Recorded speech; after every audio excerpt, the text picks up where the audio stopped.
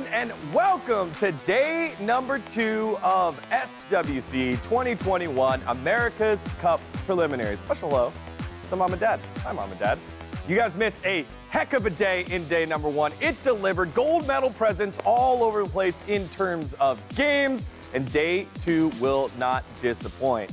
Digon here holding down all the action, and I'm not alone. I've got the experts that brought you the action yesterday, and we'll bring you the action all tournament long for your English broadcast. It is Stoic and Once in Love. Once in Love, that was your first day casting, and let me tell you, it was a treat. It was an absolute treat. How did you feel about it? I was pretty nervous, to be perfectly honest. At the beginning, I was a little nervous, but, you know, working with both you and Stoic has just been an incredible experience, and I eased into it a lot better. All right, Stoic, now it's your turn to say something nice about Once in Love. We had an awesome day yesterday. It was a lot of fun. It was great. We had amazing matches, and I'm looking forward to an even better casting today. Well, of course, if you love to enjoy Summoner's War in a global stage, you're not alone here. If you don't speak English or you want to get a more intimate feeling, you can do that by taking a look at the other languages broadcast, because this, of course, is a global championship. So we have the Portuguese broadcast and the Spanish broadcast with our broadcast partners. Make sure to head on over there and watch that if you prefer that in another language. And if not, we got you covered right here. So, again, heck of matches yesterday, but how did we get here? Well, we got here by one hell of a tournament last year. SWC 2020 was so great. We've got a whole video to recap you. Take a look.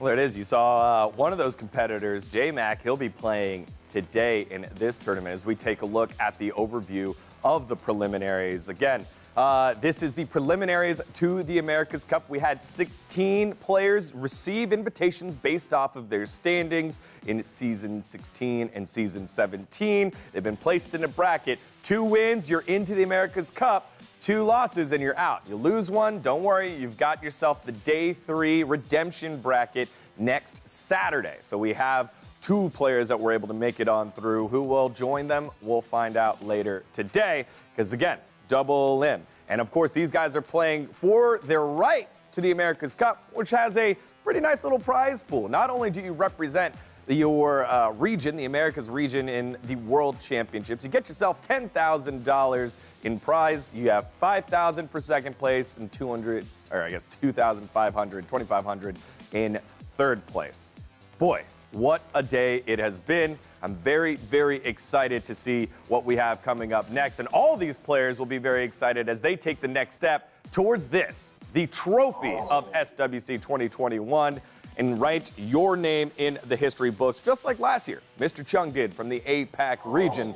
Will Americas be able to take the step? A guy that was pretty close to it in 2019, also playing today, that would be THOMPSIN, as we take a look at our competitors for the day. Again, all the competitors listed right here. Those were day 1 competitors. Bam, this is day 2 right here. Got a lot of guys wearing that red jersey from last year, as the Americas region always represents the red region here, because we got a lot of aggressive plays here. Now let's take a look at the bracket and how things shake up in day number 2. And this side of the bracket, we said it yesterday at the end of the day, is stacked. You've got all 3 former America's Cup champions in this group.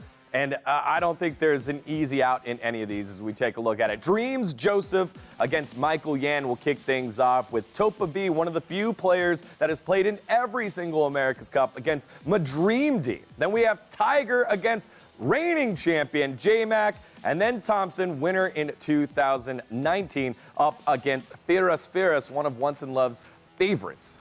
Boy, what a day it's going to be. I'm very, very hyped, excited as we take a look at our first matchup of the day. Former champ DRMZJOSEPH against Michaelyan. And Stoic, as we take a look at DRMZJOSEPH's stats here, this is one heck of a matchup between two competitors that, you know, have done it before. That's right. DRMZJOSEPH being a champion before back in 2017, a very strong competitor. Of course, we've seen him in a lot of our America's Cup as well. You can see he did pretty well back in season 16, season 17. We haven't seen him up there getting close to like those legendary tournaments, but this is still a very strong player. He's not known for a lot of LDs, but we do see a Cadiz he seemed to be drafting a whole lot season 17. Not too sure if we're going to be seeing that today, but DRMZJOSEPH definitely a player to be looking out for. Once in love. Thoughts on DRMZJOSEPH?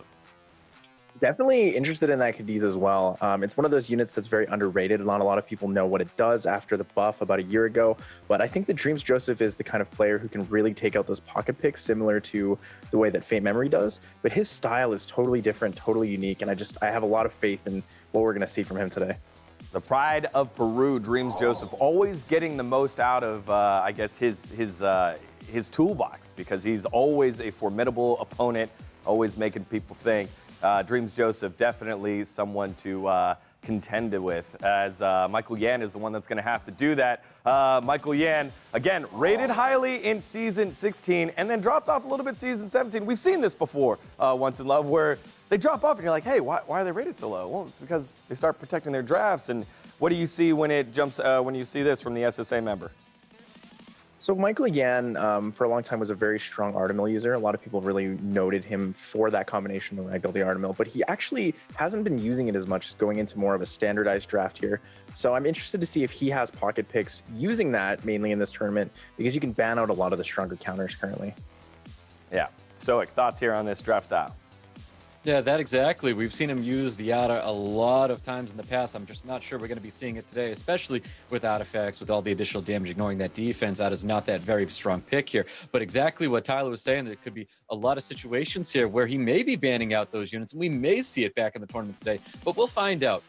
Yeah, pretty interesting there in the season 16 as well. Hathor was still there. Really haven't seen a ton of Hathor since the Gani Hathor combo from last year. So again, still useful, ways to be found, but you usually see a little bit more Gani than you see Hathor by herself. We'll find out how these two players do it, because again, our first matchup, 2 wins and you're into the America's Cup. DRMZJOSEPH and Michaelyan. This is going to be a great one. For the call on our very first match of day number 2, Stoic and Once in Love. Take it away.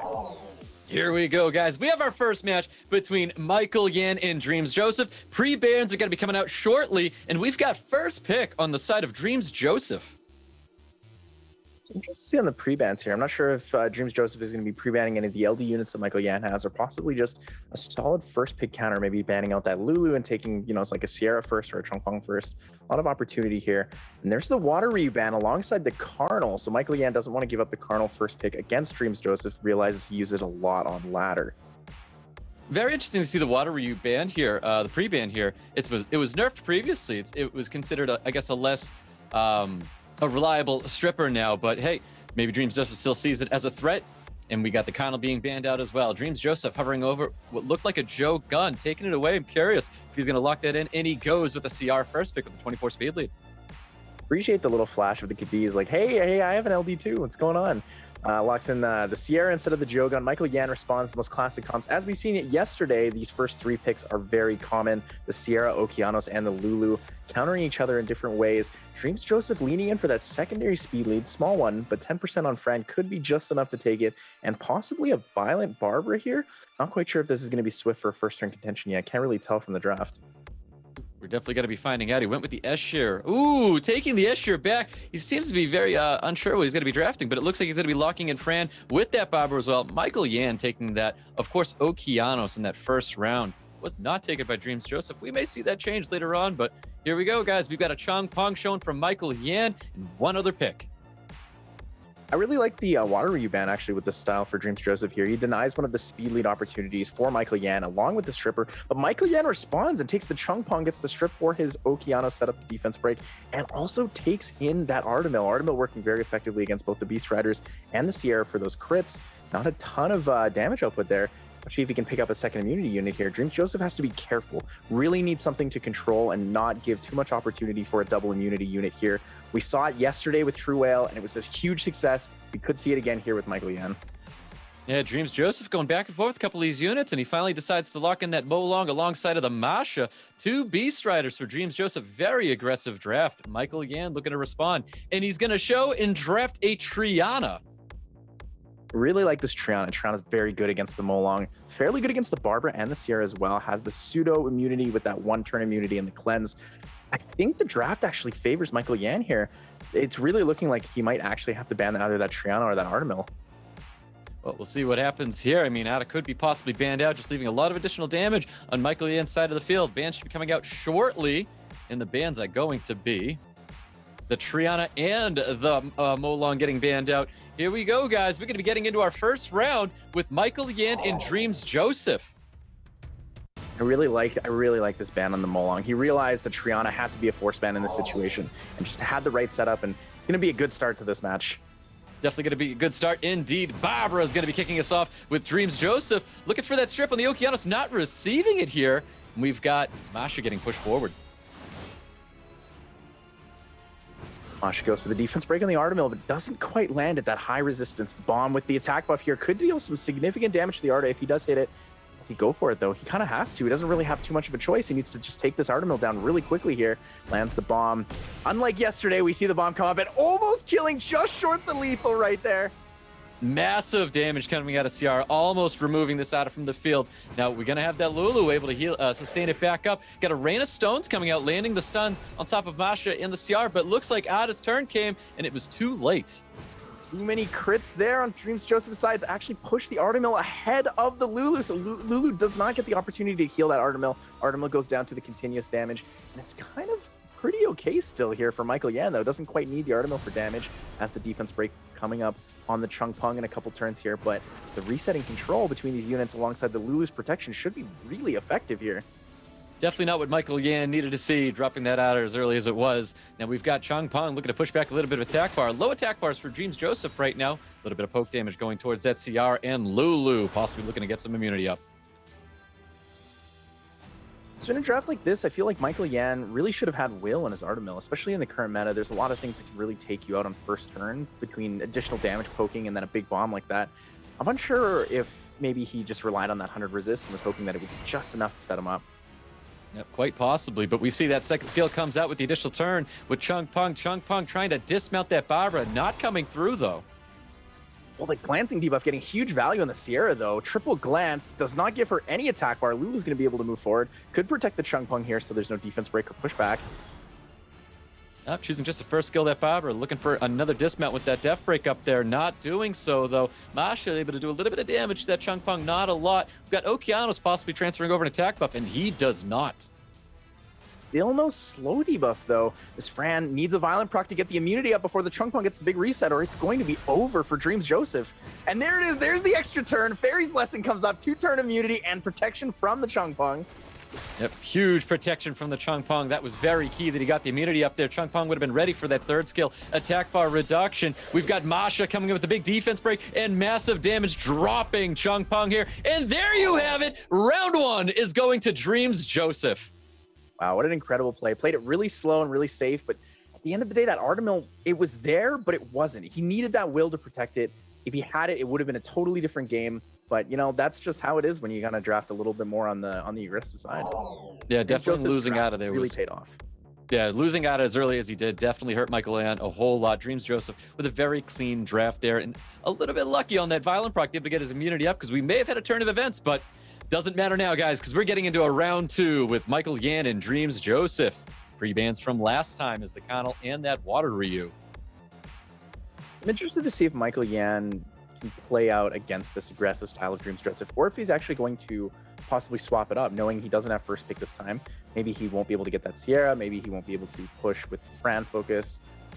Not quite sure what Michaelyan wants to do here, but I think probably his best bet is actually going to be going for just a stronger, faster NCC now that he has the Water Ryu available for him. Yeah, brand new pre-bans coming out here. We've got Masha getting pre-banned by Michaelyan, and the Ganny getting pre-banned by DRMZJOSEPH. Interesting Masha pre-ban. I think the Masha pre-ban alludes to a very heavy Chungpung presence. very good against it since the passive reduces attack bar reduction by half. But DRMZJOSEPH takes it away, does not give Michaelyan the opportunity for it, going for the classic combination of Chungpong Cardinal, my personal favorites. Michaelyan responds with the classic meta picks, Sierra, Okeanos, and the Lulu. Yep, Okeanos and Lulu going in second here for Michaelyan. DRMZJOSEPH looking to counter with a Vanessa 33 speed lead alongside that Ashir. A little bit dangerous here. I find the stagnant speed lead not the greatest. It does give his team a good setup, and Ashir is the guaranteed turn one, but he only has one AoE stripper, so if he doesn't pick accordingly, DRMZJOSEPH could get that Chungpong band down and just be stuck behind a wall of immunity. Michaelyan responds, taking the immunity unit that he had before, the Lulu, alongside the Heigang as the counter, and a Rika last pick. Very strong here. Rika being a last pick there is also a great place to be putting that. Obviously makes DRMZJOSEPH want to bring a little bit of protection here. So he shows the Fran. Is he going to choose to lock this unit in after seeing this Rika? And does. Locks it in. Bans are coming out. I'm going to call a Fran and a Rika ban here. I think if the Fran is banned, DRMZJOSEPH still has both the Lulu and the Heigang. If DRMZJOSEPH does not ban the Rika, he has to fully control it. With both of those units up, it's going to be pretty difficult. The Chungpong strip is countered heavily by the Heigang, but the Lulu is going to be pretty strong against the Cardinal. It's very difficult for Cardinal to land that control CC on it. Yeah, I couldn't agree more. This is why Rika is one of the most banned units in the game right now. This 5th spot for Rika being very, very key, but looks like he does not ban out that the Fran, and Heigang's going to get banned out for Michaelyan. Playing it a little differently. We're going to be seeing definitely a slower match. No AoE strip on Michaelyan's side, but first turn is going to go to DRMZJOSEPH. Well, here we go, guys. Can DRMZJOSEPH hold on one more win here? We're about to find out. DRMZJOSEPH versus Michaelyan Ashir kicking it off. The big strip takes the first turn onto Sierra. Once the defense break setups, the Fran can push in. Oh, actually just goes for the reset instead. Denies the damage from Sierra. Doesn't go for the strip.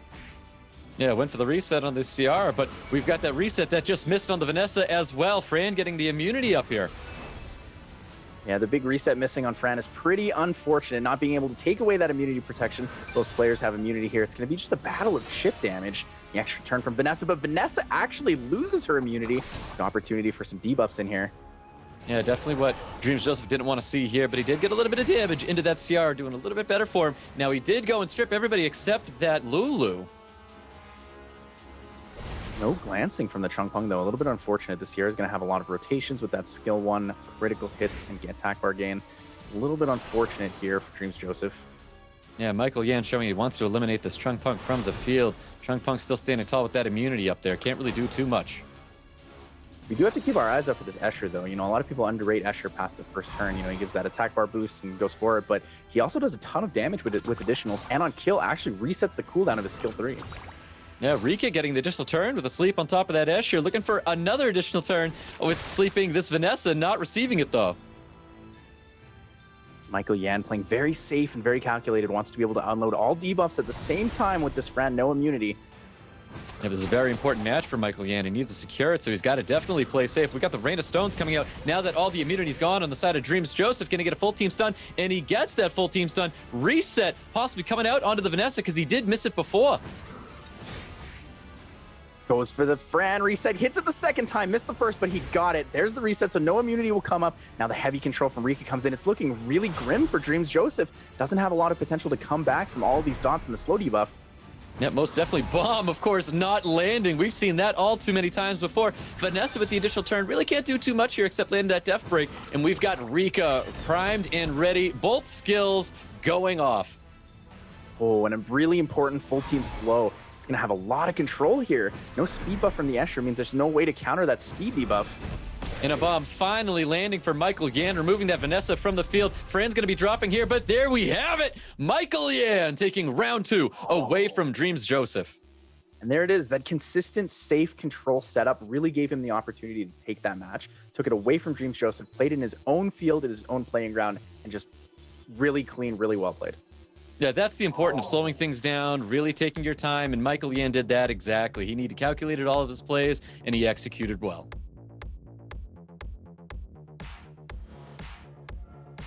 There it is, the pre-bans return. The same as the first round, we see the Carnal and we see the Water Ryu. Interested to see if Michaelyan can swap up his strategy a little bit here, playing around what DRMZJOSEPH took last time with the double Beast Riders and the Fran. Yep, interesting to see the same pre-bans as that first match, but it looks like DRMZJOSEPH going with that same draft so far as well. Taking that CR, Michaelyan going with an Okeanos, possibly Lulu again. Lulu definitely a strong potential here. Could actually pick up the Chungpung to take it away from DRMZJOSEPH, but it is a little risky. The Okeanos Chungpung into a Sierra Lulu, not the safest of combinations. There is that Lulu coming out of Michaelyan. We see Fran and Barbara coming out for DRMZJOSEPH.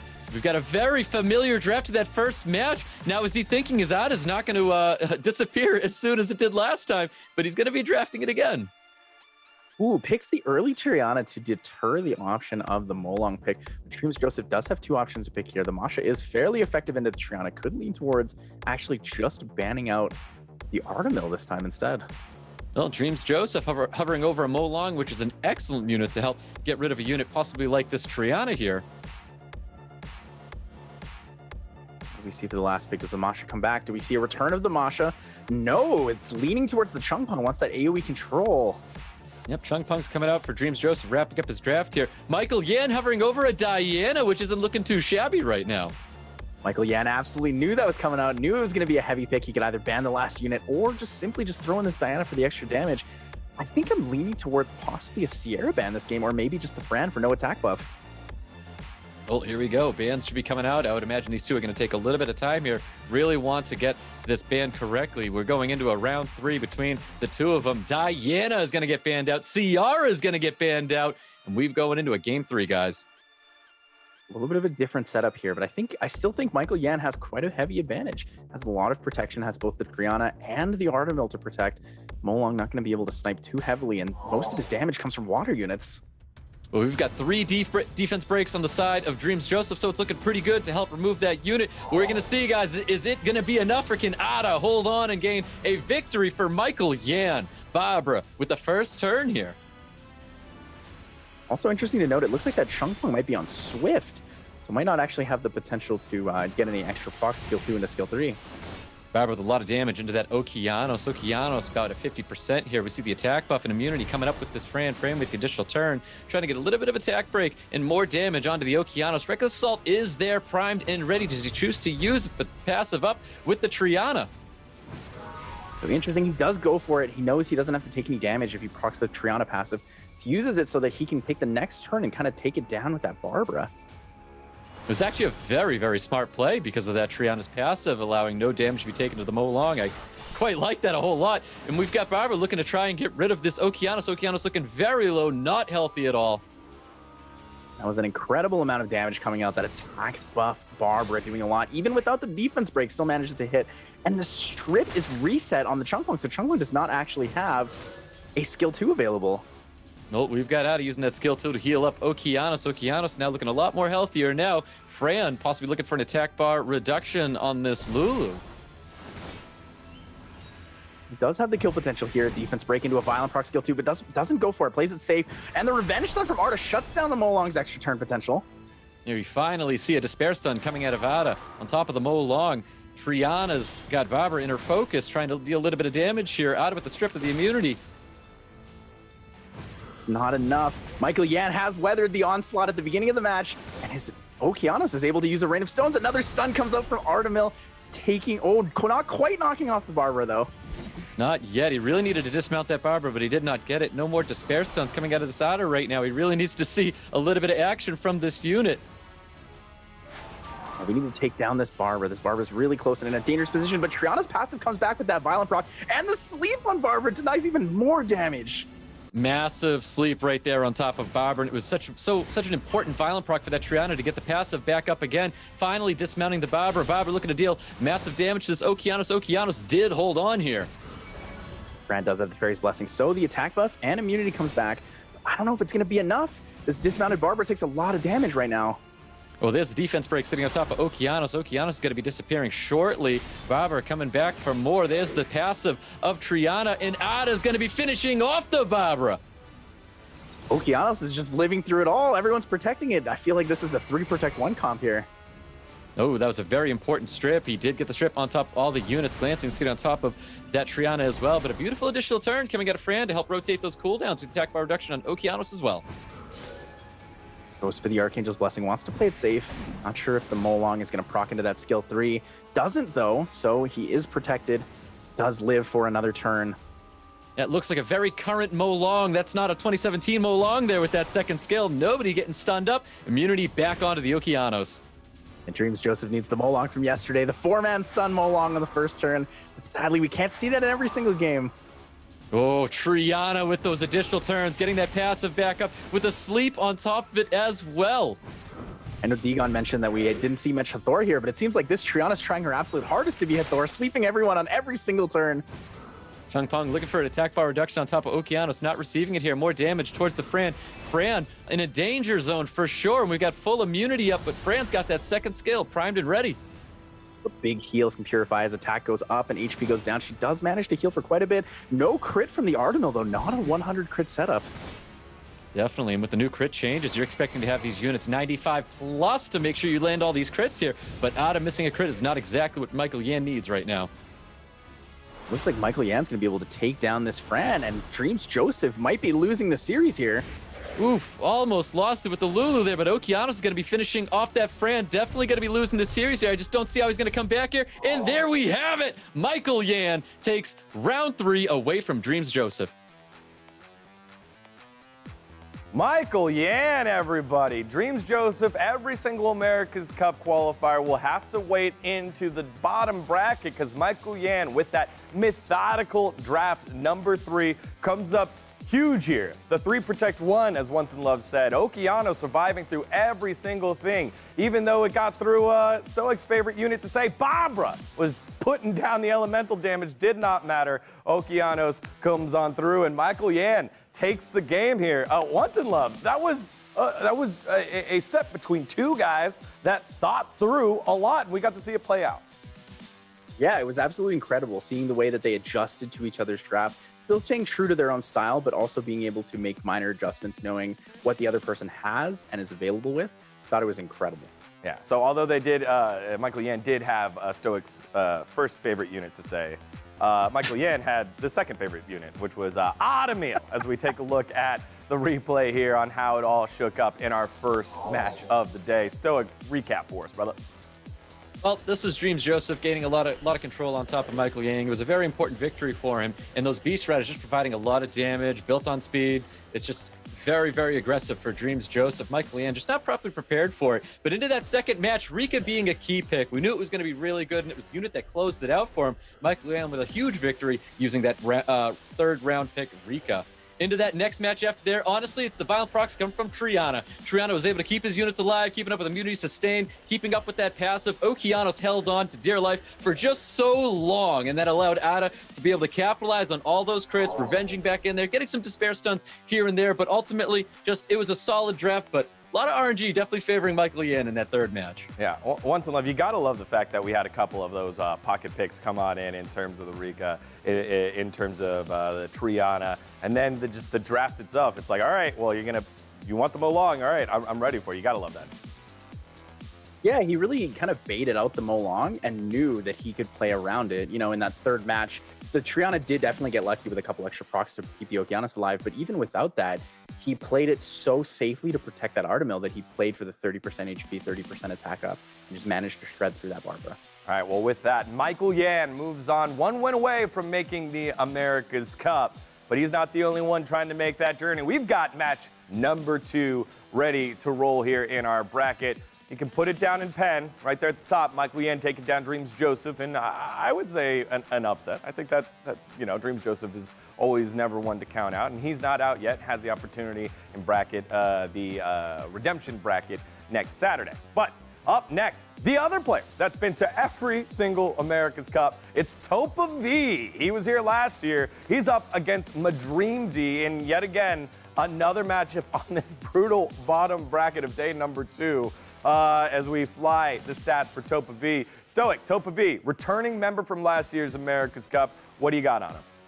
I absolutely love TopaV. He's a fantastic player, fantastic streamer. This kid does an amazing job. No matter what units he has in front of him, he does a fantastic job. But we've seen him use a lot of Ciara Hathor, back into Ganymede Yunhong. You'll see a lot of these controlled comps coming out of TopaV, and I think that's something a lot of players are going to have to watch for. TopaV can't make himself predictable so that players can almost see what's going to be happening, because that's where these drafts become very, very important. So if TopaV can throw something that his opponent is not ready for, I think that's definitely going to play in his favor a whole lot. One's in love. Yeah, Topa definitely has this opportunity to play around older meta, newer meta. He's really good with the Barbara Okeanos. He's very good with the Gani Hathor. He's also incredible with that buff Jemire. You know, that Yunhong first turn control just give, well, I guess first turn boost really gives him a lot of options and what he wants to play in, depending on what you choose. All right, One's in love. Now flip to the other side. MaDreamdy is a guy that you've been excited about to chat about, and as someone that has been climbing up the ranks here. MaDreamdy, what is the plan of attack for him, Once in Love? So MaDreamdy is an interesting character. I've played against him a lot in Siege, played a couple times in RTA. Doesn't really show a lot of LD presence, but has a couple cool units in there. So has the Pontos, but really plays super standard and is very clean with it. He's one of those players that is just, as we've said it many times before, is very consistent in the way that they draft, knowing their speed tunings are clean, knowing their crits high. They have it all. Yeah, interesting to see the Gani Hathor Sierra combo for TopaV, whereas MaDreamdy, we're seeing the Water Ryu / more in there. Gani, probably the only one out of that old group here. So maybe a little bit of the old meta against the new meta in this matchup. But these two competitors are ready. They're trying to take their claim to the America's Cup qualifier. Will they be able to make it on through? Let's find out. Stoic, with excitement, with gusto. Take it away. Match number 2 of the day. Here we go. TopaV, MaDreamdy, getting into round 1 with these guys. We've got pre-bans coming out very shortly. Curious to see what these guys are going to be pre-banning. First pick going to Topa. Interested to see if we see the Sierra ban, but there it is. There's the Yunhong ban instead. Topa taking away the Water Ryu. Does not want MaDreamdy to have that opportunity for a counter speed lead. Yeah, but definitely expected to see the Yunhong pre-ban here. And the Water Ryu pre-ban, I'm actually not surprised by. I think MaDreamdy really likes a lot of additional damage units, and TopaV is going to be taking one of those units away from him. It's going to be the Okeanos. MaDreamdy hovering over that Ganymede that TopaV also really likes to draft. So you can tell these two have been doing a lot of homework on each other.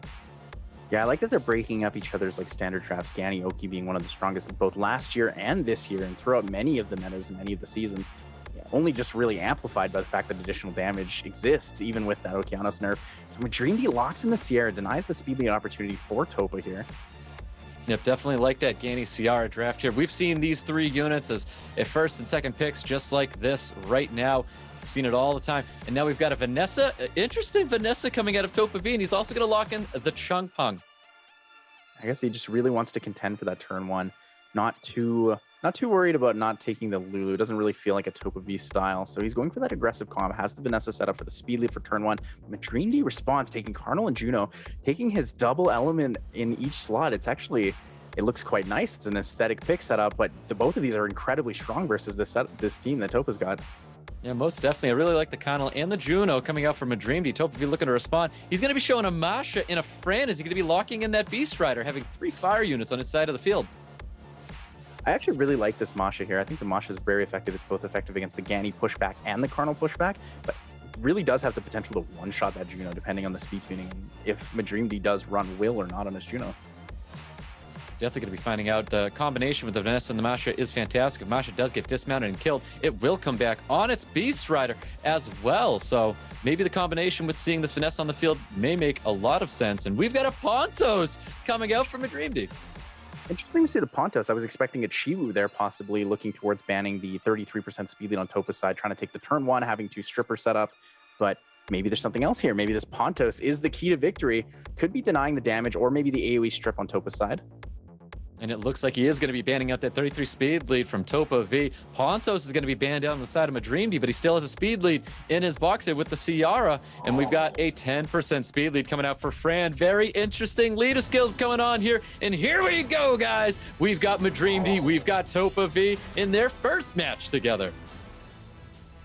When a very fast Gani takes first turn outspeeding, but the Juno follows up, and the Cardinal to move in next. Misses the strip on 2, though. Does not get the Fran, probably the most crucial unit of all here.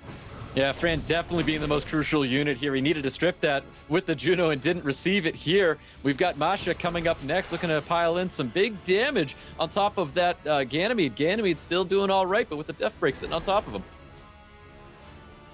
Oh, MaDreamdy goes for the bomb on the Chongpeng to try to take it on the first serve. It doesn't manage to land. It gets the dot. Going in to rotate with additional turns.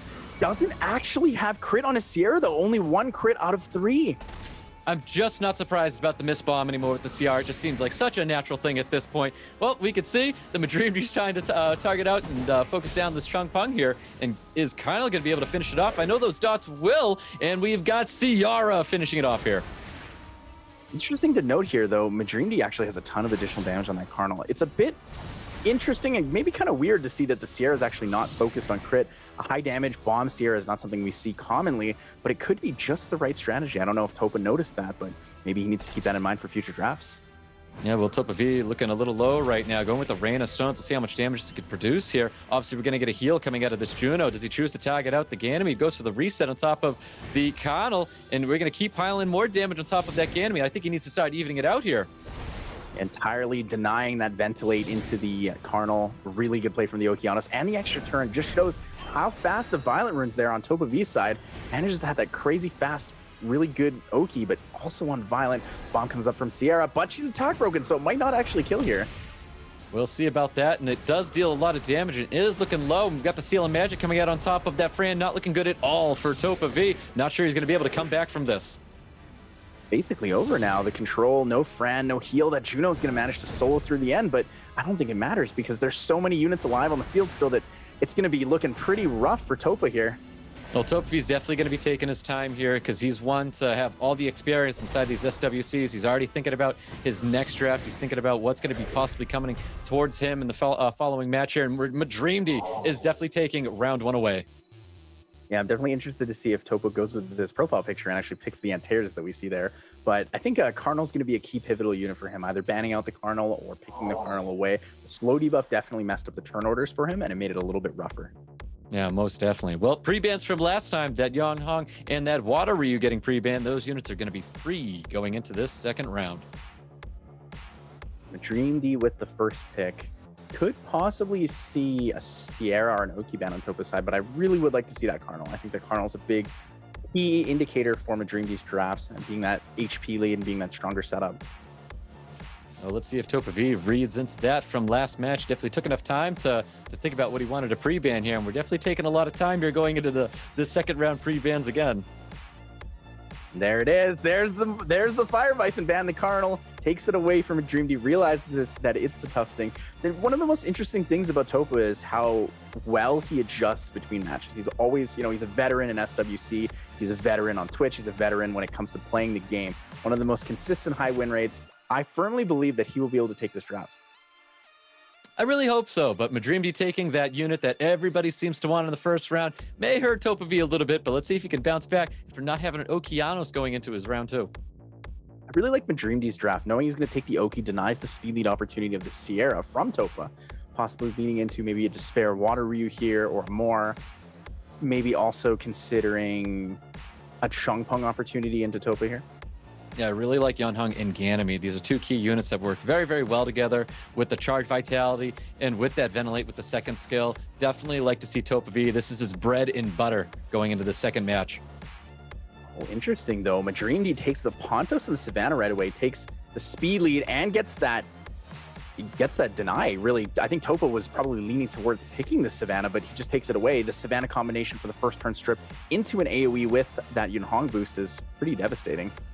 Oh, TopaV hovering over a Chongpeng Masha does lock it in. Water Ryu is coming out from MaDreamdy with 2 speed leads on his team. I like the Water Ryu here, the double speed lead opportunity. I'm not quite sure if his last pick here leans towards picking another heavy damage dealer or possibly just taking a Heigang. Jogun could also work in this situation too. Let's see what MaDreamdy is going to be wrapping it up here. He's got that Water Ryu, and it's going to be paired right next to that Heigang. Exactly what you said. There we go. I was a little unsure if he wanted to go for the more defensive style. He is a game up, so he could play it a little safer. Topa's going to definitely lock in a Diana here. A lot of damage. 2 water units, a wind unit, and a light unit. Most likely seeing that Okeanos ban. Possibly possibly, though, seeing the Savannah ban. Yeah, I think definitely possible ban on the Savannah, but Okeanos always being a very strong ban potential unit. TopaV finishing up with that Diana. I think I am definitely a fan of seeing this Diana here. Yeah, it's the biggest downside to picking the double water at the end there. When you already have a neutral and a wind, you're really afraid of that Diana. So there it is. There's the ban on the Diana, and the Okeanos goes as well. Yep, definitely. I think that was going to be a 5th pick ban coming out of MaDreamdy, but here we go, guys. Getting into a round 2 with MaDreamdy and TopaV. TopaV needs to win this one to stay in it.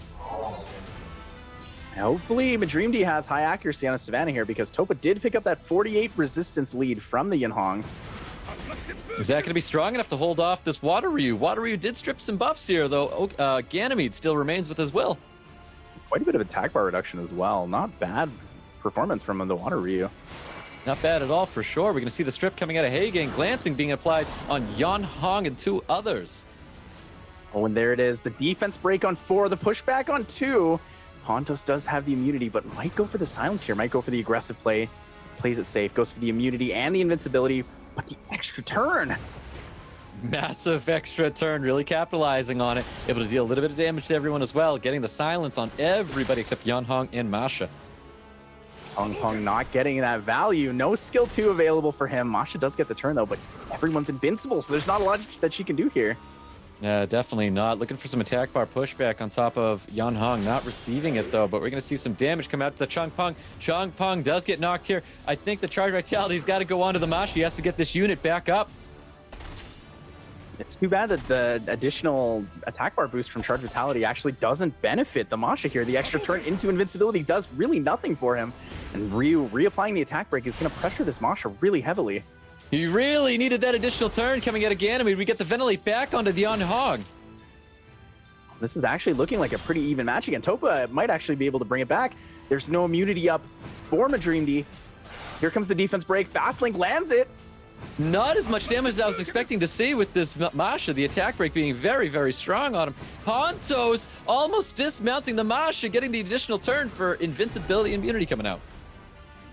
Just barely holds on. MaDreamdy with the violent proc does protect himself. And Yunhong misses another strip on the Savannah. Savannah with that resistance awakening working out just as intended. It really is not working out at all for TopaV. He could have used the attack bar gain if he had stripped those buffs, but not receiving it is devastating. We get that second skill and another additional turn coming out of this Pontos. Looking pretty grim. The glancing, the attack break on the Masha does deny a ton of damage, but the other thing is MaDreamdy doesn't have a lot of damage out in his turn. Needs a defense break from the Savannah, which could come up soon, so he needs to be careful. Topa needs to live through this. He needs to. If Masha gets not dismounted here, and I believe it will, and it did. Definitely not looking good for TopaV. That's a lot of damage that he needed to stay mounted up here. Even with any additional turns here for the Yunhong, it's not going to be enough. Noting she was on Swift, so it's going to be tough. Masha's going to go down. Water Ryu with the big damage. Savannah with the skill 3 to finish. Here we go. I think this is it right here. MaDreamdy with a lot of control, a lot of safe plays, a lot of additional turns coming out of that Pontos confirms that victory. MaDreamdy is going to be moving forward. Yeah, you said it there, Stoic. A lot of the multiple turns there for the Pontos. And, you know, kind of funny because I thought when we were selecting leader skills, MaDreamdy had the speed lead, TopaV had the resist lead, but it seemed like MaDreamdy had both the resist lead and the speed lead there in that last one, didn't it, once in love? Yeah, you know what we say, you know, when you pick the resist lead, the enemy gets it. So it's a little bit unfortunate in that situation, but definitely a really good draft coming out here from MaDreamdy. Baited it really hard with that last pick with the Hagang in there. Thought it was incredible. Yeah, solid draft that led to the 2-0 against one of the perennial powerhouses in TopaV. Let's take a look at how it happened one more time with the replay of match number 2 here, Stoic.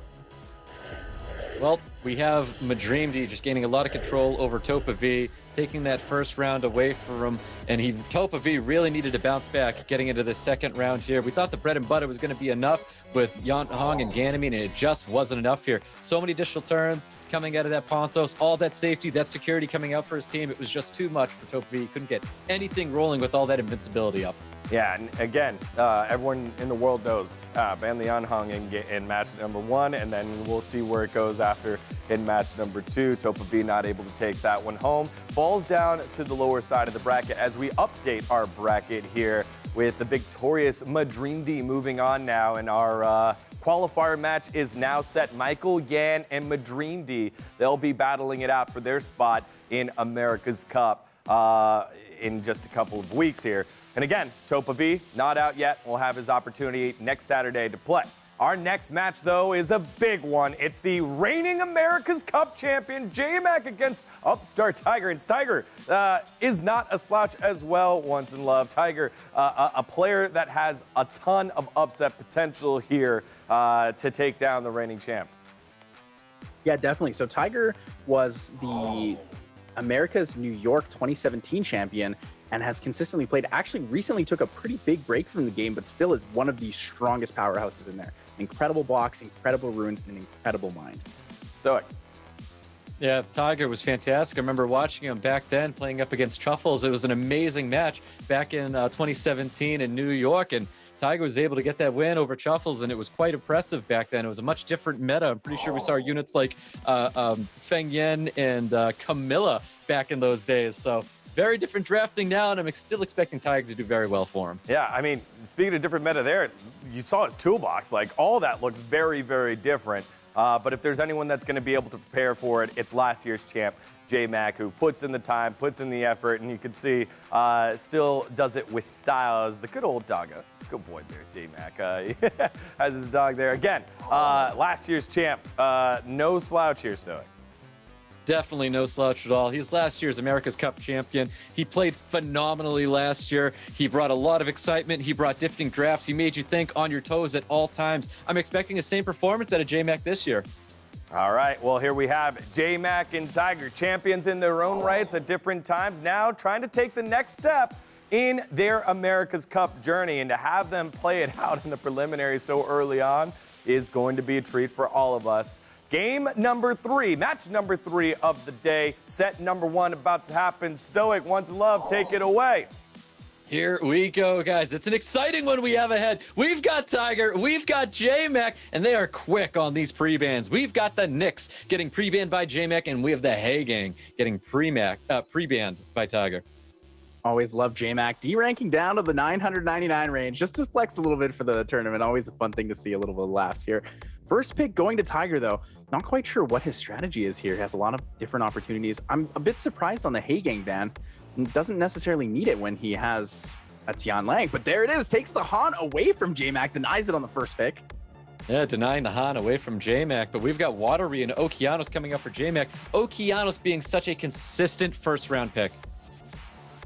We know Jmak definitely likes to play that first turn, has incredible Swift runes, incredible artifacts by speed. But here's the response. Takes another speed lead, takes the 33, slams it down. Tiger goes in with the Samoth and the Jogun. A second round Samoth is very interesting to see already. And the Jogun, I'm not too surprised about. Jmak taking a note from Fate Memories matches yesterday. We're seeing a Chloe coming out. Here it is, the Chloe tech. Fate Memory and Jmak being really good friends, sharing a lot of secrets, knowing a lot about how each other plays and how other people's plays. It's incredible. There's the double speed lead. The Sierra comes in. What will Tiger respond with? We see the Chiwu picks a third speed lead. Doesn't quite necessarily need the Han speed lead opportunity here. It definitely doesn't, because we got a 24 speed lead coming out of Chiwu. Chiwu going to be paired up with one other unit. Multiple strips on the side of Tiger right now. Really like that Karnal lock-in. I think Karnal's very effective against a lot of units here. Samoth very effective against the Moor as well as the Han. Han is very effective against that as well. Jogun is going to be an interesting pick here. Not quite sure how contended it will be. The skill 2 seal.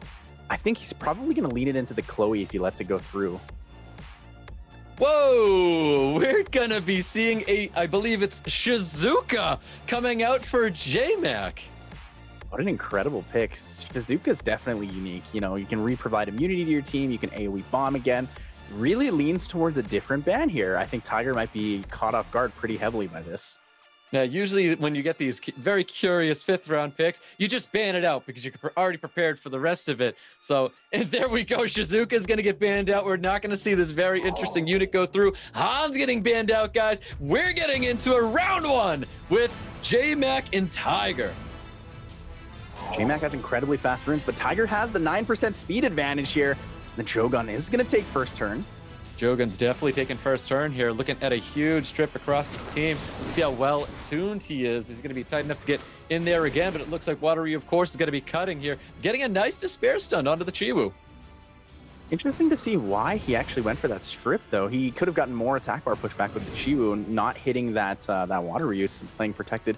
I think he wanted the extra buff to protect against the water reuse strip chance.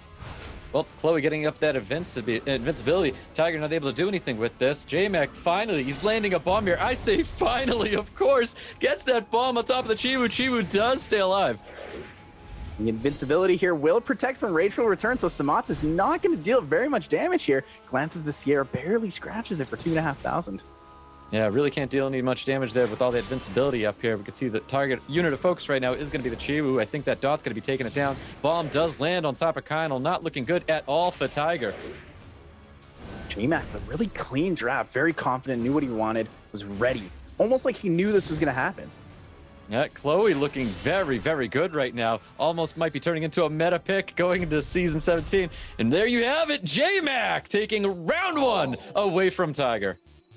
A little bit off put by the ban on the Shizuka. I think the ban on the Shizuka was not really necessary, but it was more of a, I'm not sure how I feel about this in the draft. He really needed, in my opinion, to ban out that Water Ryu, knowing that he had both the Jogun and the Chiwu. I mean, I think that's exactly what it was. It was a 5th pick that he was not ready for and did not want to see what it was possibly could do going into that match. But it's exactly how Jmak needs to play. It's how we played last year, and he needs to keep his opponent guessing. And that's exactly what Jmak got to do here. You can see pre-bans from last time, Nyx and Heygang. Ooh, interesting. Jmak with the Han ban knows that he's not going to take it first and wants to take it away. Possibly another Okeanos, maybe a Sierra first pick.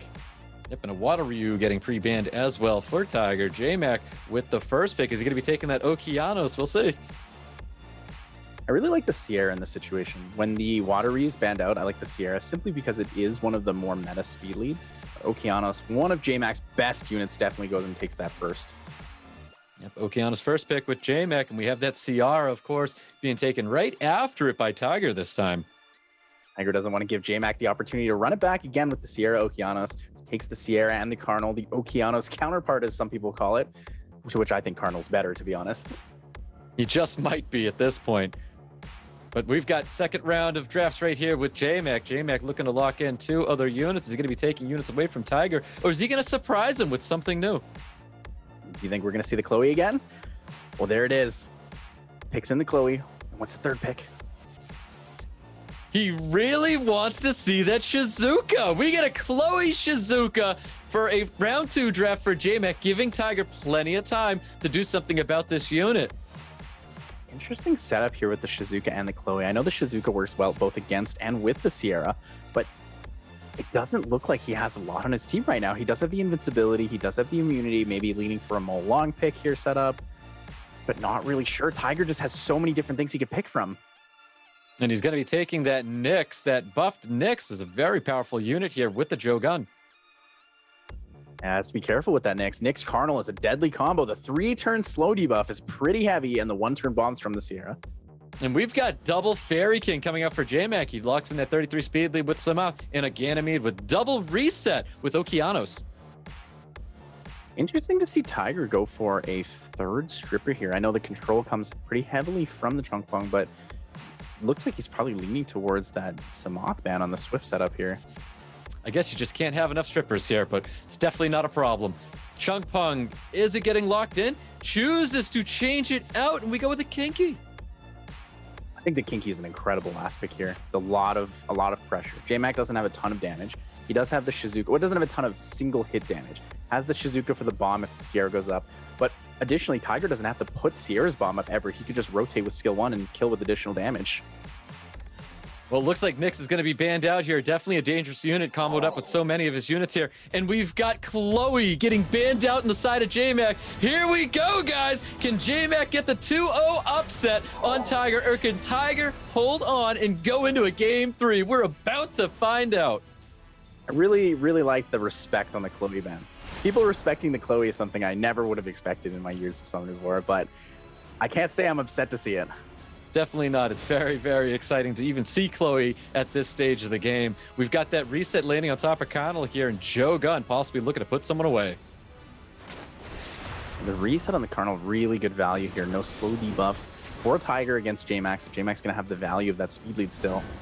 Yep, going for the team strip, not getting the strip on top of the Samath here. I don't think we've seen anything interesting just yet coming out of the Shizuka, and never mind. So uses the All Forces of Nature specifically for that immunity, wants to protect, has the nice attack buff on his Samath, but Samath actually outspeeding the Sierra, not so great. Not so great here. It does land a 3-man slow debuff.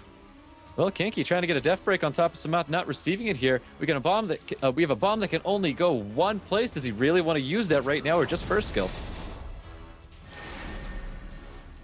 That's the pressure of the bomb. Uses it knowing that Shizuka skill 3 is gone, but the thing is, Jmak has the Ventilate available. He definitely does. We might see something really fun coming at him with the Soul Protect sitting on top of Samath here. That bomb's not going to matter too much. We've got that Ventilate. Let's see if he does put it back on the Shizuka or not. Ventilate into the Shizuka here would be pretty strong, but goes for the glancing on Sierra. Doesn't want the Sierra to rotate any extra turns here. Yep, goes for it again. Kinky not getting the defense breaks where he needs them. Joe Gunn possibly looking for some attack bar reduction on either Shizuka or Okeanos. Looks like Sierra doesn't care about glancing debuff. She manages 3 crits either way and still gets that rotation. Connell possibly getting this provoke on top of Okeanos with the glancing, standing tall, not allowing him to do that. Reyna Stone's coming out, get a full team stun on the side of Tiger. This Cardinal not getting his value. Has been resisted twice on that skill 1 there. Ooh, we see the additional turns coming out of Shizuka. Shizuka is going to have those skills up very soon. Ventilate's going on to the Okeanos, but the additional turn coming out of CR, not able to do anything with that Violent proc. And Jmak knows to play carefully. He needs this Okeanos. The Okeanos is a lot bigger damage than the bomb coming out from the Shizuka. Shizuka with the revive and the soul protection is quite a bit of value, though. Can bring back the Ganny for a Ventilate, can bring back the Ganny for a Seal Magic. Yep, most definitely not looking good for Tiger at all. Everybody's going to be stunned up here. Too much damage, too much control from the side of Jmak. Jmak with a very great draft here. And Jmak really finding ways to control and damage out this Kinky without having to take the revenge damage. It looks like there goes Sierra from the Seal Magic. And bomb is landing on absolutely everybody. Shizuka doing Shizuka things right now. We're not going to be able to see these bombs go off because he's so low in HP. Jmak is taking round 2 away from Tiger. And there it is, Jmak with the style, doing it his way. The consensus was out, Shizuka kind of not sure if it's great. That skill 3 coming in as the finisher, as his squad was able to outlast all of the bombs, all the debuffs, and get it placed on down. And Ones of Love, please, one more time, break it down for me. Shizuka, why was it crazy? Why was that so important for Jmak to use it in this matchup? So Shizuka is interesting because you can use her defensively and offensively. So when you use her, what happens is all buffs that were gained in the match are placed on your team, and all debuffs in the match are placed on the enemy team. So when that Sierra bomb comes out, that means when you skill 3, the entire enemy gets a 1-turn bomb. And if they stun you, they also get 1-turn bomb with the stun. So there's a lot of potential for these unique plays. You know, he used the skill 2 to protect his units instead of letting them die and reviving them, which is also just as effective. Yeah, so let's recap it one more time with our replay of that last set. A lot of Fairy Kings too in that. Okay, there's three of them up there. Yeah, the only ones we were missing was a nice Daphnis or possibly an Oberon, but we're not going to be seeing that from these two here. All we saw here was Jmak with excellent control and excellent draft. Chloe and Shizuka being used in the draft definitely threw a wrench into things, and Shizuka making her way through with the Chloe ban getting into that second match. Just Jmak did exactly what he needed to do, and he left his opponent guessing. And that was very, very important for him. There was so much pressure with Tiger trying to figure out like how to handle this Shizuka, and ultimately Jmak just being a very, very well-versed player in SWC. He did his job and got his victory. Yeah, well, you know, the battle between the champions, the 2017 NY champion and the 2020 America's Cup champion, goes in the favor of the recent champ. Jmak continue his journey to defend his crown. He wins the opening matchup, and now we'll await the next one right here between another champion, THOMPSIN and FirasFiras. This is going to be our final opening match of the day, and a huge one here. THOMPSIN, favorite to make it out in 2020, fell a little short there, wasn't able to make it out and defend his route because in 2019, he was the runner-up. got all the way to SWC 2019 finals, but fell just a bit short. So ThoMPSIN on the redemption path here, always known for his picks, always known for those LTs. Look at him right there. It's always a treat to see ThoMPSIN play, right, Stoic? It really is. ThoMPSIN's got so many weapons in his arsenal. He can do just so many things. He's got great root quality behind every one of his units. You watch him live, and he's able to just do almost anything whenever he wants, and he does a lot of playing around on the ladder, but I'm sure we're not going to see any playing around getting to SWC here today. Yeah, but you know what's in love? Up against ThoMPSIN is FirasFiras, a player that you know well and have high hopes for.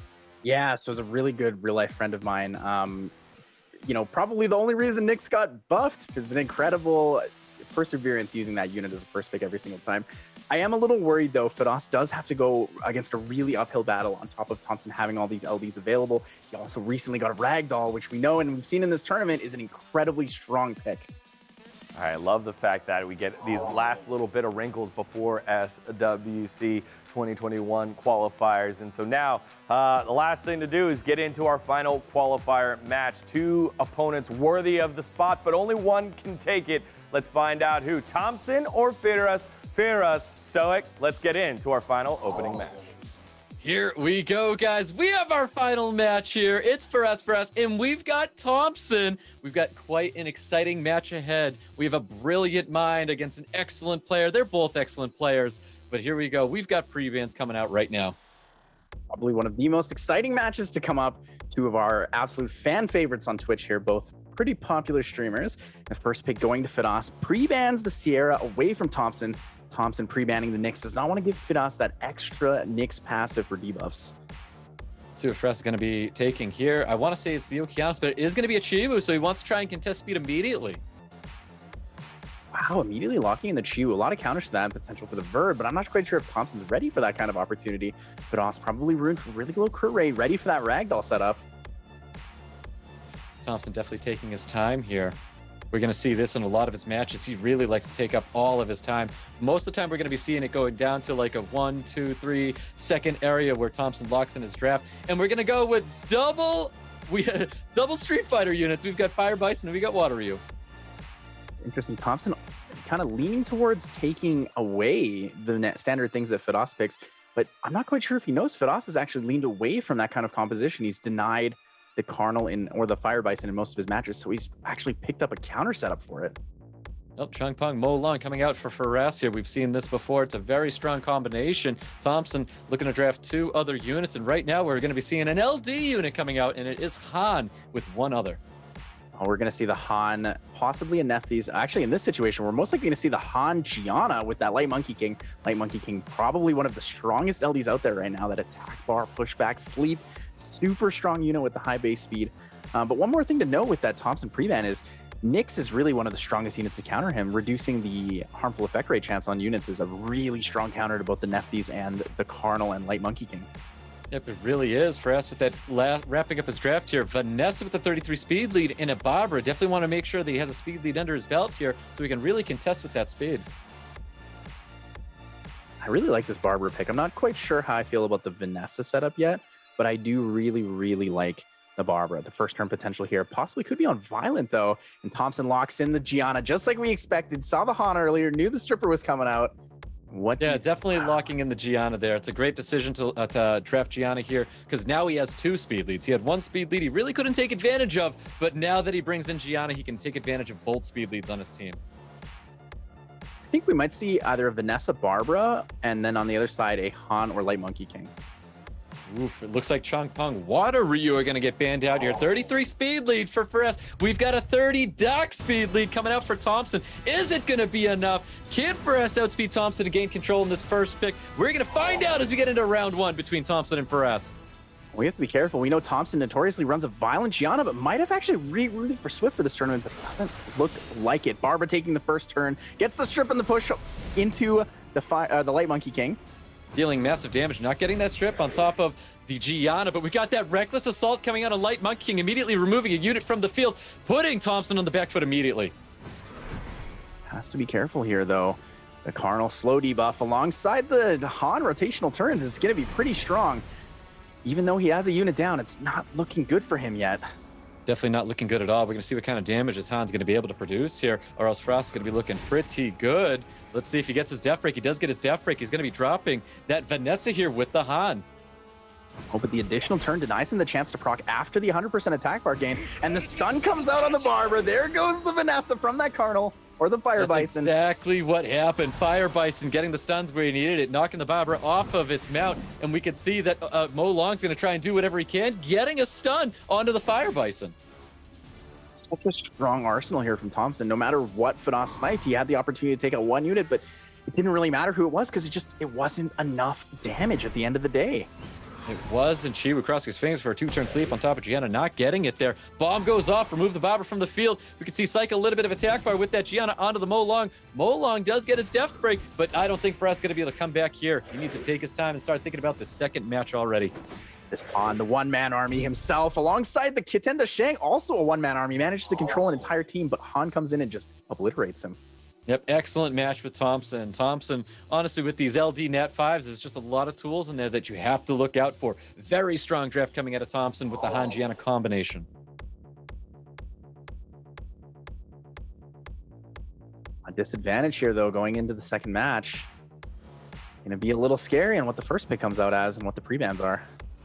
Yeah, it definitely is. Last pre-bans we have was the CR and the Nyx. So Nyx is going to be coming into the match here. This time, I'm curious what ThoMPSIN's going to be ready for it, unless he already has a pre-band in mind. We're going to find out, guys. Well, not pre-band, but band in mind. Interested to see if Firas will take the Water Ryu away from ThoMPSIN, simply because it is a good opportunity against things like the Chiwu. It's fairly good against, if it's not on Will, it's fairly good against the Gianna as well, but there's a lot of opportunity for some unique setup here. Most definitely. And like I said before, these two are going to be taking their time with just about everything. ThoMPSIN's very methodical when it comes to SWC. He wants his time and he's going to use it. Chiwu, Fire Bison, getting banned out here.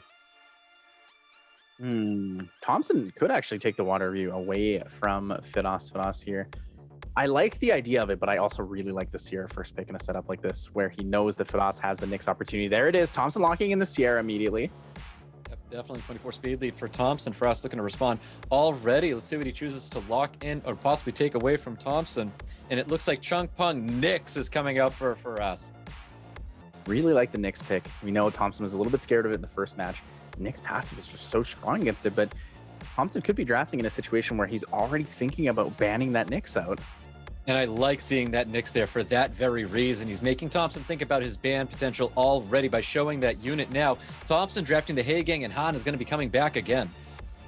Haegang, beautiful here, counters both the strippers. Not quite the Nyx, though. Nyx reset does still apply in a lot of situations. Has to be careful.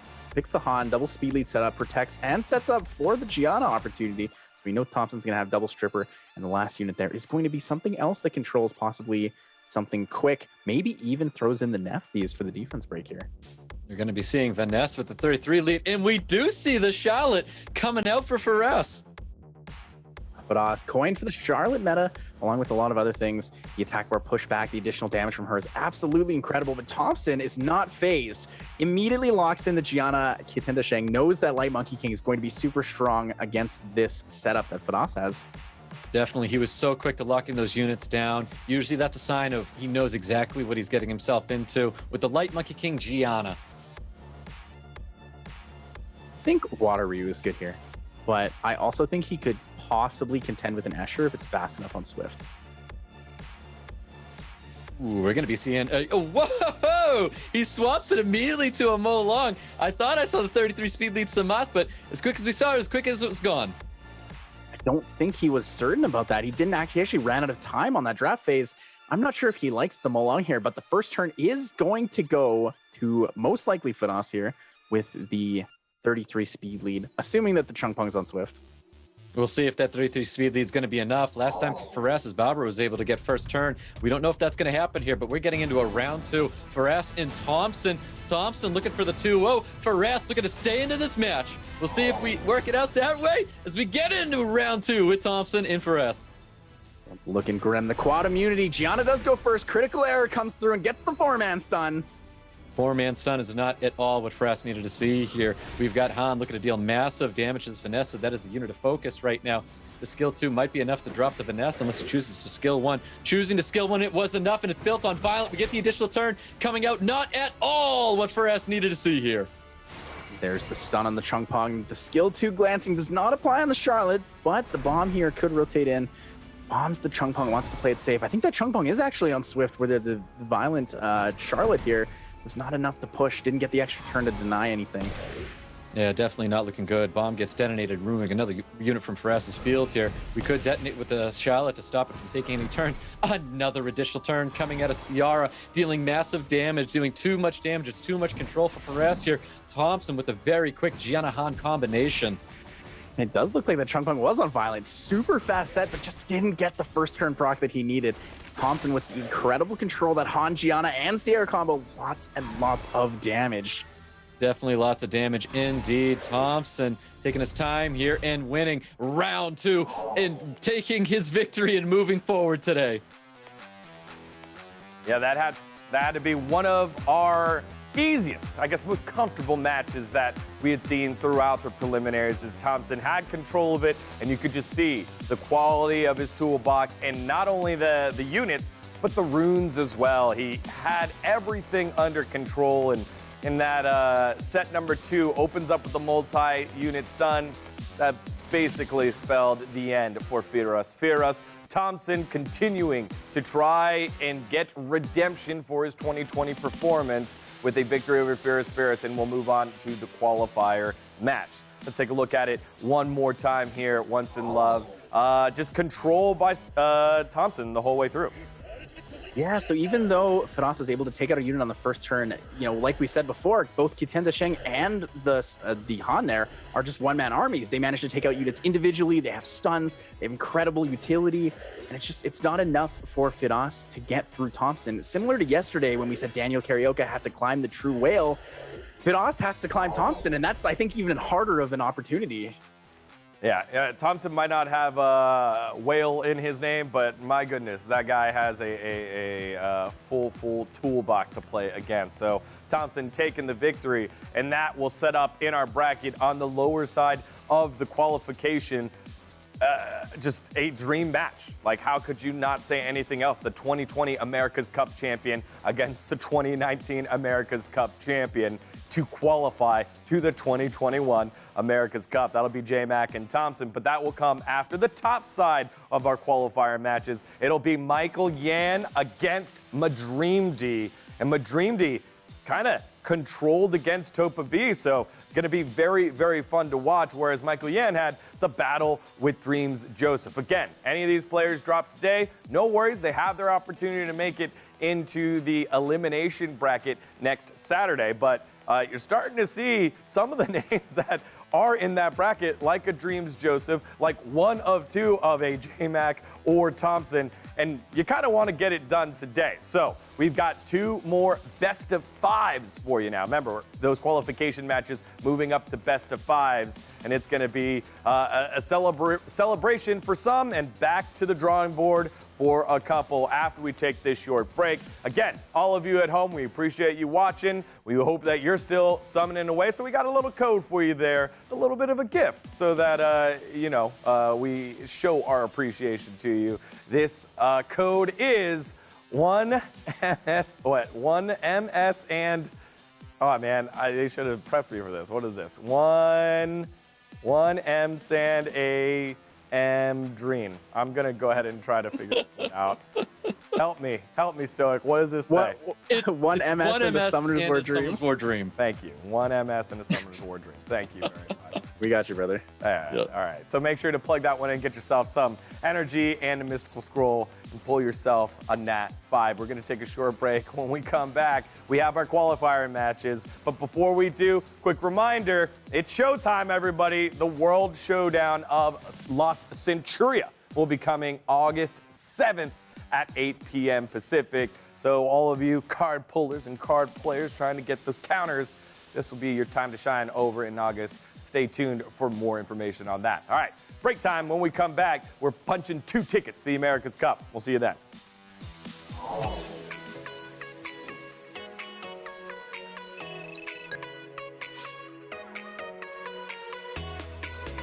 Wanted to bring to your attention again.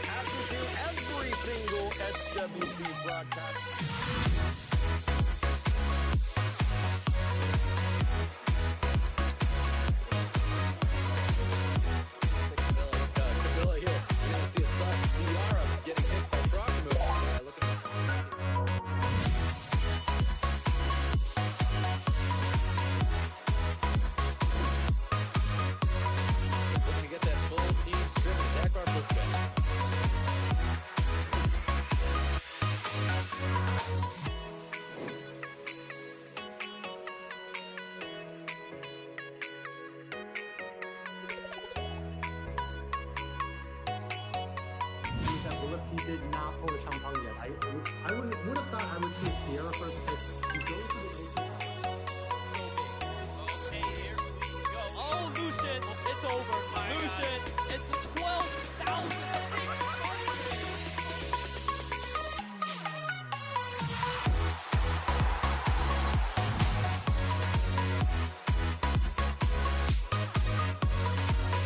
Mr. Chung is going to be this year's SWC champion.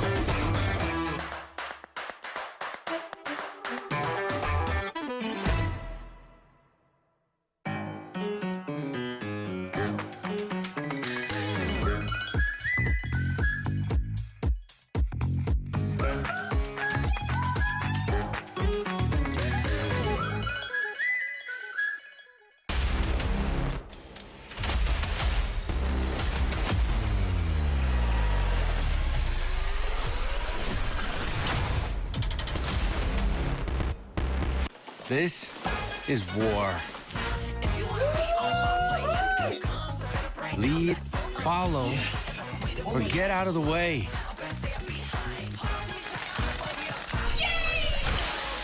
I'll show you who's boss.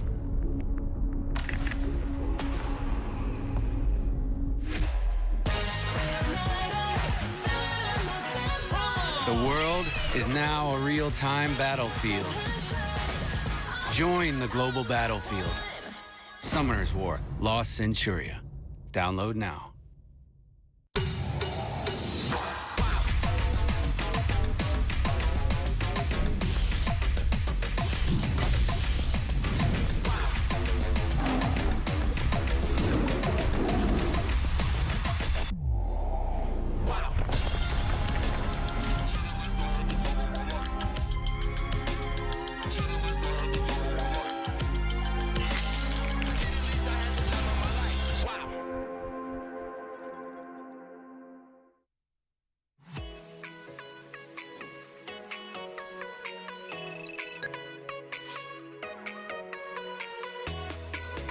Wanted to bring to your attention again, as we do every single SWC broadcast.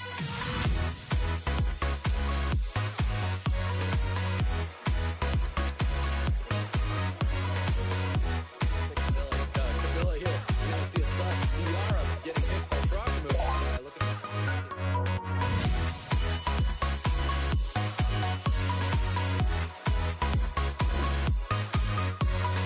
Looking to get that full team scrimmage. Dakar pushback.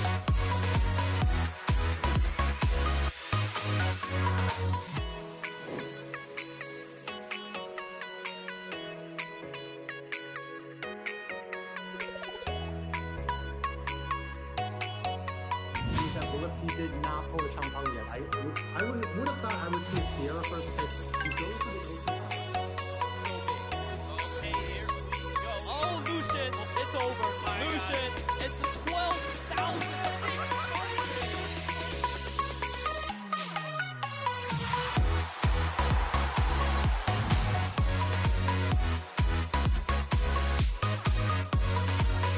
Mr. Chung is going to be this year's SWC champion.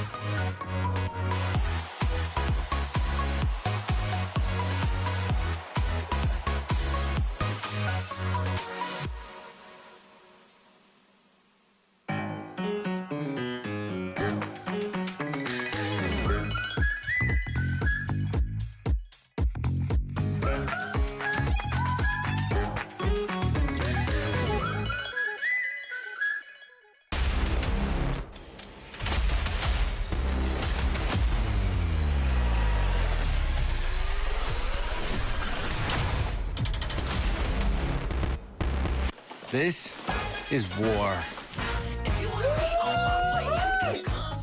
Lead, follow, or get out of the way.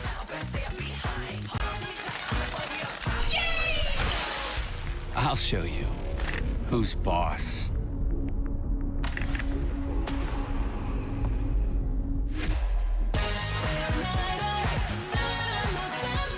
The world is now a real-time battlefield. Join the global battlefield. Summoner's War, Lost Centuria. Download now.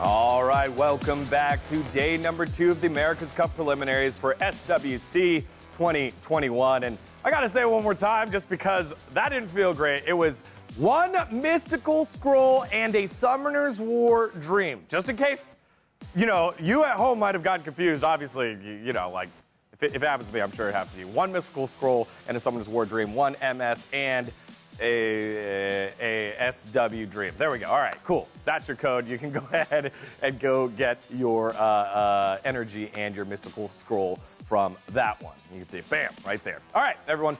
Okay, business as usual, right? We're qualifying some players to America's Cup. Let's do that. We got 4 players that won their opening matches and now are in their qualifying matches. And Stoic, once in love, it's been, again, yet another kind of day where we've had some stomps, but mostly methodical matchups where players know their opponent, know what they want to do, and are playing like multiple levels deeper than just, hey, I know that character, here's what I'm countering with. I mean, we definitely started off with 2 upsets immediately. I think a lot of people thought DRMZJOSEPH was going to be moving forward, but DRMZJOSEPH ended up losing his match. And then same goes to TopaV, the most experienced person here, or one of the most experienced people here. He's been playing in every SWC, and we watched TopaV go down his match as well. But then, as expected, we had Jmak and THOMPSIN moving forward in both their matches, and I think a lot of people were expecting both of them to move forward here. Once in love, what's caught your eye the most from this day number 2? I think what's caught my eye the most is actually how strong Pontos has been throughout the tournament. We saw it yesterday, we saw it today, as well as that the Carnal. Carnal has been an incredibly pivotal point in a lot of people's drafts. You know, it's kind of been, oh, I want Okeana's first pick, but Carnal is really, really strong in his own regards and has won a lot of victories for many players here. Yeah, so the Carnal popping up. I've been surprised by how many bombs have been landed, right? Sierra's actually starting to do something other than just attack buff and possibly, you know, a little dot here. So Sierra doing a little bit more work here as we take a look at the overview of the tournament one more time, just in case you missed how this one all shakes up. This is the preliminary tournament to the Americas Cup, at which the Americas Cup will qualify 2 players to represent the Americas region at the Summoner's War World Championship 2021. Our preliminary started with 16 players selected out of the player pool in the Americas region, and now are being whittled down to 8. So it's a double elimination bracket. You win 2, you're into the Americas Cup. You win 1, you lose 1. Don't worry, you got your second opportunity on Saturday. You lost your first match, you're still further back seated, but you'll still need to win 2 to make it on through. So no one's dreams have been dashed quite yet. And of course, all of them are playing for that $10,000 first place prize pool and the $5,000 second place prize pool and the slots to make it into SWC 2021. But let's take a look at the bracket one more time here to see how we got here so far. It started off the day with DRMZJOSEPH taking care of business against Michaelyan, then TopaV and MaDreamdy. Or sorry, Michaelyan taking care of business against DRMZJOSEPH. MaDreamdy then with the surprise victory over TopaV. We had Tiger and Jmak do battle with Jmak. Although the 2020 America's Cup champion, Tiger, no slouch and definitely a worthy opponent, getting taken down 2-0. And then THOMPSIN, probably with the easiest match so far, controlled FirasFiras as we expected to lead to our qualifier matches. You see semifinal there. It's best of 5s, but you win this and you're into the America's Cup. You're done for the day and you get to kick back and relax and prep for America's Cup. If you lose this, you are still on pins and needles because you still need to win 1 more match, and you know you're 1 loss out of getting knocked out of your SWC 2021 dreams. All right. All the business has been set. Let's get to the matchup itself. It's Michaelyan against MaDreamdy. One of these guys will be making it on through. And Stoic, we saw Michaelyan earlier against DRMZJOSEPH. It was a very tactical back and forth matchup there. And again, we're seeing this whole hiding your rank there at 225, but still able to come back here against DRMZJOSEPH after losing the first match. Yeah, most definitely. I mean, he lost that first match, and I want to kind of like maybe blame it on the draft a little bit here, but DRMZJOSEPH did play very well in that second match. Michaelyan drafting appropriately and getting a little bit lucky getting into, you know, his third match. But I think what we need is more consistent play coming out of Michaelyan. He needs a lot of like first sure drafts here instead of not hoping for the RNG of some units, but, you know, just a little bit more pristine play, I would say. That's right. We'll have to see if Michaelyan continues to rely on that ADA as he's known for. And that's one of the great things about Summoner's War. You come into it, you can't have everything prepped. You're known for a style or two, a unit or two.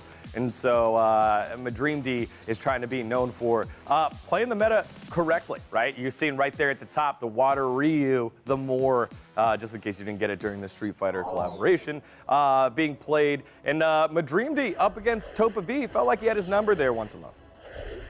Yeah, I really liked his usage of Juno and the Carnal. Juno being a somewhat less popular pick in the meta, but very effective against the kind of drafting and style that Topa has. I think he gave him a really big edge. Pontos as well, additionally being that really strong unit that a lot of people honestly underrate. I think a lot of people see it and they're like, it's strong, but they don't realize how strong it actually is when the pre-ban mode is in here. Yeah, well, with the best of 5 setup now, these two competitors will have one heck of a match here. And again, the winner moves on to the America's Cup and will have their chance of representing the Americas region in SWC 2021. Both these guys got their wins. Let's find out who will be punching their ticket right now. Michaelyan or MaDreamdy on the call. It's Stoic and Once in Love, y'all. Take it away for this best of 5. Here we go, guys. Semifinals, best of 5. We've got Michaelyan. We've got MaDreamdy. Pre-bans are locked and loaded. We've got Connell getting pre-banned by Michaelyan. Lulu getting pre-banned by MaDreamdy. Interested to see. Oh, of course, there it is. There's the Okeanos, so popular in this tournament. Still one of the greatest picks, even with the existence of Carnal, but even stronger with Carnal gone. Yep, most definitely. Okeanos being drafted first. MaDreamdy picking up that CR in Gandhi. Of course, splitting those resets apart from each other. And we've got Water Ryu with the Chungpung as well for Michaelyan. These guys very quick on top of their drafts here. We've got Hey Gang being drafted by MaDreamdy and the Pontos. The double speedy lock in immediately. Michaelyan knows he's ready for it. He knows what he wants. He puts the Juno on the table. Has that very standard first beginning meta draft. And the Diana. Diana and Juno both fairly effective into this draft. Juno being super strong against both the Pontos and as well as the Ganymede skill 1. Diana has a lot of damage to pressure in here. Not sure what MaDreamdy can pick up that's really going to have a lot of threat for Michaelyan. Yeah, very curious what this last pick is going to be coming from MaDreamdy, but I do really I'm a big fan of Michaelyan's draft at the moment. Possibly looking at a ban already on top of the CR with MaDreamdy, unless he can really throw a curveball at him with this 5th pick. There it is. The Savannah comes out looking towards most likely the Okeanos ban, I think. Not quite the Juno. Hey Gang does work well against the Juno. Every time she cleanses, MaDreamdy will get a full team attack bar boost. Not quite sure if he has enough control for that Diana.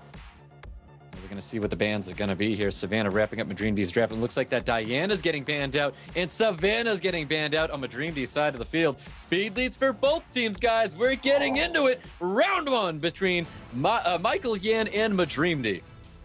MaDreamdy not wanting to take any risks against that Diana. Bans it out, plays it safe into the double fire. It's going to be an uphill battle for him, but he takes first turn with his Hey Gang. Very fast Hey Gang. Water Ryu. Yeah, looking for glancing on top of everybody. Water Ryu able to hold on, getting a little bit of a strip in there. Bomb's going to be landing on top of Chungpung. Does he choose to detonate this? Goes to the detonation, lands the stun and the additional turn. Sierra will rotate. Sierra definitely will be rotating here.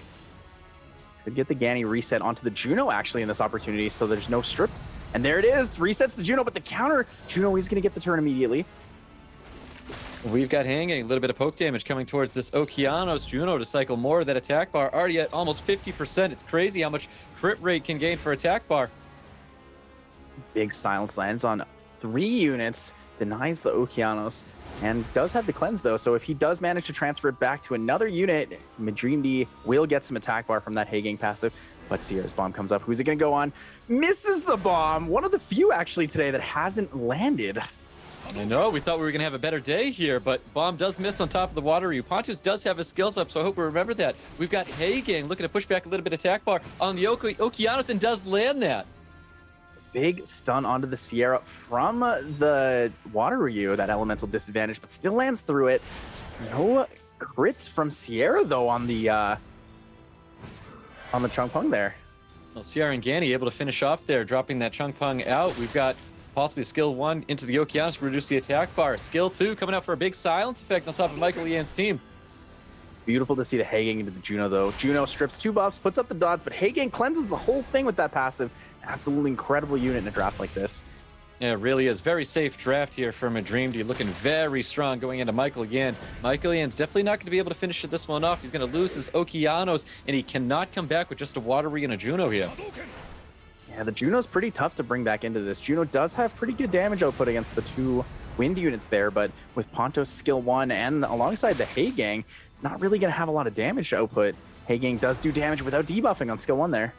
That's right, with attack bar manipulation as well, able to push that Juno back here. So just the Hay Gang alone is devastating up against this Juno. But we've got a skill too coming out of Water Ryu, not able to do enough here. Bomb does land, still definitely not able to come back for Michaelyan. Does not have enough here. The glancing debuff on the Water Ryu, especially important there with Water Ryu being on Despair.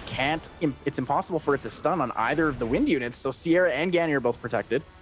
Yep, most definitely. We're going to see a third skill possibly coming out here just to keep his team a little safer. Now, of course, Juno can go for that strip, but it's just not going to be enough here, even if he does get it off. We've got the Seal and Magic, reduce the attack bar, no strip coming out, no reduced attack bar, actually. Yeah, a second resistance, and MaDreamdy takes it. That's right. MaDreamdy definitely takes that with a well thought out draft here. He had a lot of control. Michaelyan just not able to come back. He couldn't get anything going here. Yeah, that Pontos Hagang combo really, really effective, really strong. It really shows that the Juno is, rendered fairly useless, actually. Yeah, definitely is. We've got pre-bans from last time. We've got Lulu getting pre-banned by MaDreamdy. We've got the Connell getting pre-banned by Michaelyan. 2 new pre-bans coming out for the both. We might see that Pontos once again getting banned out. Both players taking their time, unsure of how they want to set up their second match. Do we go for the turn 1? Do I go for the turn 2? Do I go for single target snipe? Am I AoE comping him? Both players very, very, very, very careful on what they want to do here. Definitely. I could see Michaelyan taking a Ciara pick over MaDreamdy now that Michaelyan, I believe, has the first pick. I'm sorry, Michaelyan does not have the first pick in here. So it looks like the Pontos is gone. Michaelyan doesn't want to deal with that again. A secondary speed lead also very strong for MaDreamdy. Chongpeng is banned out. First pick Okeanos for MaDreamdy. Nope, Michaelyan is going to be taking the Ciara. I thought MaDreamdy was going to be taking that Ciara and missing one of his speed leads, being that Pontos. I think he's too worried about it, but it looks like Michaelyan possibly leaning towards maybe another Artemis comp. We see that early Lulu come in, doesn't take the Cardinal. A little bit worried for him, though. MaDreamdy does have the opportunity to take the Cardinal, but instead locks in the Ganny Okeanos combo alongside the Savannah, so has the double strip and the speed buff for his team. Yep, the double reset as well for MaDreamdy. And as an ADA user, I can tell you right now, it's looking pretty good for MaDreamdy right now, having that kind of control. Yeah, and a little worried about that. Possibly could lead into a Molong. Could actually pick pretty aggressively here. The Cardinal is still an option, as well as... Oh, interesting, though. Completely swaps it up. Swaps in for the RNG comp. Goes for the Antares. And the Molly wants to deny the debuffs there with the glancing. Ooh, and there we go. So the Antares coming out with the Molly. And dare I say Leebly? I'm sorry, I'll say CN this time for you guys. And we have Water Ryu coming up for MaDreamdy. MaDreamdy looking towards most likely banning that Lulu, knowing that Molly can only cleanse 1 unit at a time. A lot of damage output here. That Sion is very scary with the Ganymede. The double resets into bombs into a secondary bomb is a very, very, very threatening combination. Ooh, so I like the Tetra, but I don't like the Tetra. I think the issue with Michaelyan right now is I feel like he doesn't have a lot of momentum with this draft right now. He's very, very defensive, locking in that Tetra. We see a lot of defensive units. We see 3 supports here. And I was actually thinking MaDreamdy was going to go for possibly the Antares ban, looking to single target nuke down that Sierra, but wants to play it safe. Bans out the Tetra so that he will have the bomb potential, looking to control that Lulu. Well, speed lead for Michaelyan, accuracy lead for MaDreamdy. Can MaDreamdy make the big upset for Michaelyan? But this is a game of 5. First turn comes in, the strip onto Sierra, and the additional turn goes into the skill 3. Attack bar pushback, defense break on 2. Ganny will get the reset on the Lulu here. Yeah, big reset on Lulu, dump the attack bars of absolutely everybody. Bomb does land on everyone as well, but we see that turn coming out of Antares. Full team bomb set up. It's not looking so good for Michaelyan. MaDreamdy gets the extra turn on the Savannah, takes out the Sierra immediately. Takes out Ciara immediately. We get the turn with Antares here, not getting stunned up by the bomb, but we're definitely going to see Lulu drop here. Not at all what Michaelyan needed to see. He's going to need some insane turns coming out of this Antares if he thinks he can come back from this. I don't know if Antares is going to be able to do that. We're going to find out. Here's the combination, the double bomb setup. Here it comes. Lands both bombs. Molly has to choose. Do I keep the Antares alive or do I cleanse myself? Cleanses herself, gets the extra turn for the healing. Antares actually in an okay position here. Has skill 2 to heal up if he manages to get another proc. Yeah, definitely does manage to get another additional turn here. Skill 2 comes out. Not sure if it's built on Despair or not, but it had enough damage to get that CN down. Good damage here from the Water Ryu. Steals a lot of attack bar and manages to take a second turn there. Moving in front of this. Antares does die to the bomb, though, and it's over for Michaelyan. That is definitely going to be it. It's not over just yet. Michaelyan still needs to possibly win his next match. MaDreamdy's definitely confirming this victory here. Molly's not going to have anything to help win this match here. Michaelyan just taking his time, thinking about what to do in the next match. And here we go, guys, as we get into a round 3 with Michaelyan and MaDreamdy. It's interesting to see that, though. When he continued to play it after with the Molly there, I almost thought we were going to get a repeat of APAC last night. There was a match last night in the Asia Pacific region where it was a Molly versus a Lulu, and it went on for like hundreds of turns. I'm glad that's not what we got to run into right now. But Molly's definitely not a unit that could do it all on her own, that's for sure. Pre-bans from last time, Chongpong Pontos for the pre-bans. We've got 2 new pre-bans coming out from MaDreamdy and Michaelyan. Can Michaelyan make a very aggressive ban to help the situation here? And it looks like he's going to be banning out the Ganymede. There goes the Lulu. MaDreamdy taking away the Lulu from Michaelyan. Doesn't want him to have that super support setup. Maybe leaning towards that Sion pick again. He likes the favor of it. Well, first pick for Michaelyan, Ciara, Okeanos. I feel like we're leaning towards the Ciara for Michaelyan in this draft. I really like Michaelyan taking the Okeanos. I think it fits better with his playstyle, and I think it's better deny against MaDreamdy. MaDreamdy's definitely going to be taking that Okeanos, though. So Okeanos is going to be drafted by MaDreamdy. Might follow it up with a Water Ryu. Oh, there it is, just like you predicted. The reason I feel like Michaelyan plays the Okeanos better is just MaDreamdy is so reliant on landing the bomb. He doesn't have the crit focus. Although maybe that is another reason, because no crit focus means Michaelyan will have a harder time picking the Artamill into that. Definitely. Well, I hope Michaelyan doesn't try to keep thinking about this unit. It's not going to help him with a lot of additional damage on the side of MaDreamdy. Okeanos being very oppressive here. Water Ryu being extremely oppressive as well. I don't see Ada being a draft right here unless he tries to force it, and I really hope he doesn't do that if Michaelyan wants to stay in this match. I actually really like Chow. Oh, there it is. I really like the Chow, and he shows up. We remember back in Mobile Masters, the 10K Chow with the extra turn, taking away the victory from, I believe it was Fua who managed to win that one. But, you know, Chow with that return buff has actually started to see a lot of play. I definitely like to see the Chow here. Interesting to see this Molly coming back here. I think he's some of those safe picks that Michaelyan likes to go back to. So we've got Chow Molly wrapping up Michaelyan's draft. Can MaDreamdy bring something devastating that Michaelyan does not want to see? Does he plan on banning out the 5th pick? About to find out what this unit is. I think this is a pretty heavily favored draft on Michaelyan's side. The Chow Molly here is a very strong combination. A lot of sustain, a lot of damage. Really going to be effective against whatever MaDreamdy's last pick is. Most likely a Diana, but actually totally leans in differently. It goes for the Carnal. So it looks like we're going to be seeing, I believe, a Chow ban in this situation.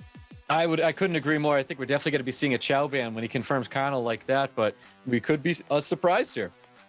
Well, hopefully we get the opportunity to see Chow make it through one of these games. We've seen him picked a couple times, both yesterday and the first time today, but he just doesn't make it through. He's too threatening. Whoever knew that Chow would be just as scary.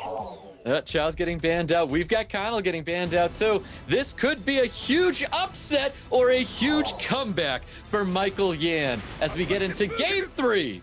We've got Water Ryu kicking it off here, looking for a full team strip attack bar reduction, not receiving that onto the Chongpong. This might be ideal though. Didn't strip the Chongpong, which means Chongpong will be out of order here. And I don't think Okeanos landed a stun on anybody because of this Molly passive here. What a huge, absolutely huge triple despair stun from the Hagang. Denies the Pontos the turn and the cleanse. Little bomb's coming out on top of that Pontos. He chooses to detonate it.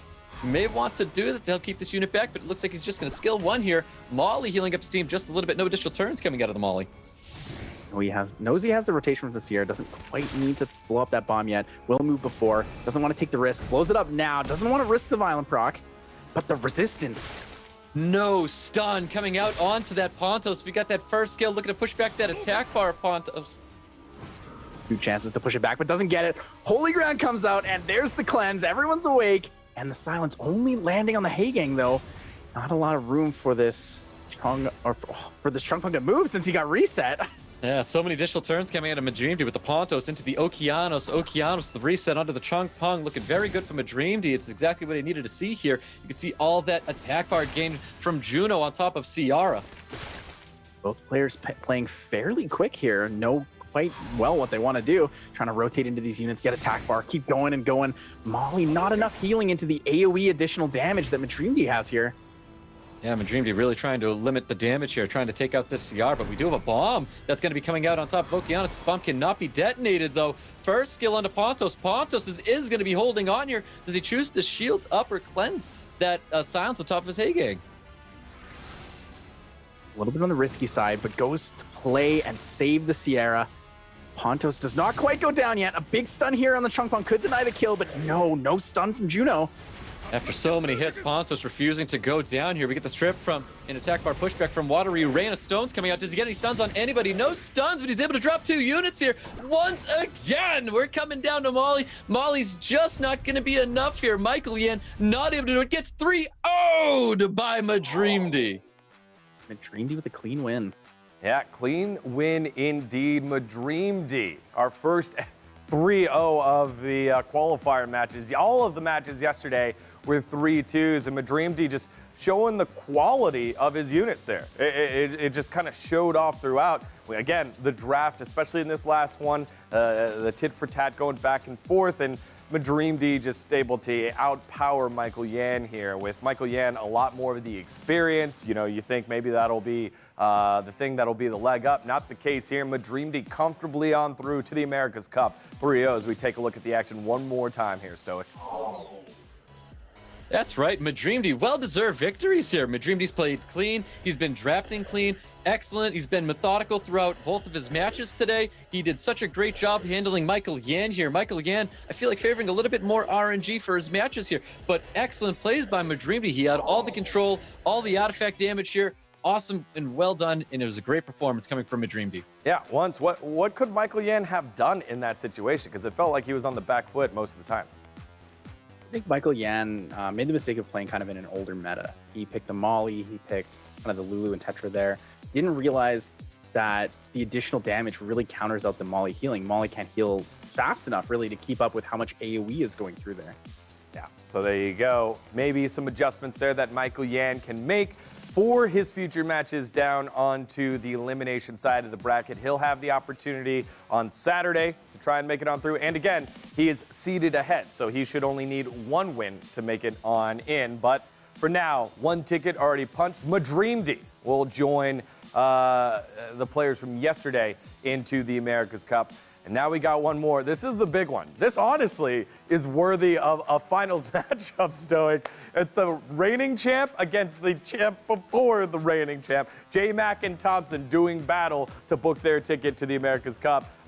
This is going to be awesome, guys. I am so excited to see this one. And mainly because with Jmak and with THOMPSIN, you get 2 players that are calm, cool, collected, and full of swagger, and they know exactly how they want to play as we pull up Jmak's stats from the past couple of seasons. But, I mean, as much as we see those stats, as much as we see those units, we know Jmak and THOMPSIN are going to play their own way and have been prepping on their own, Stoic.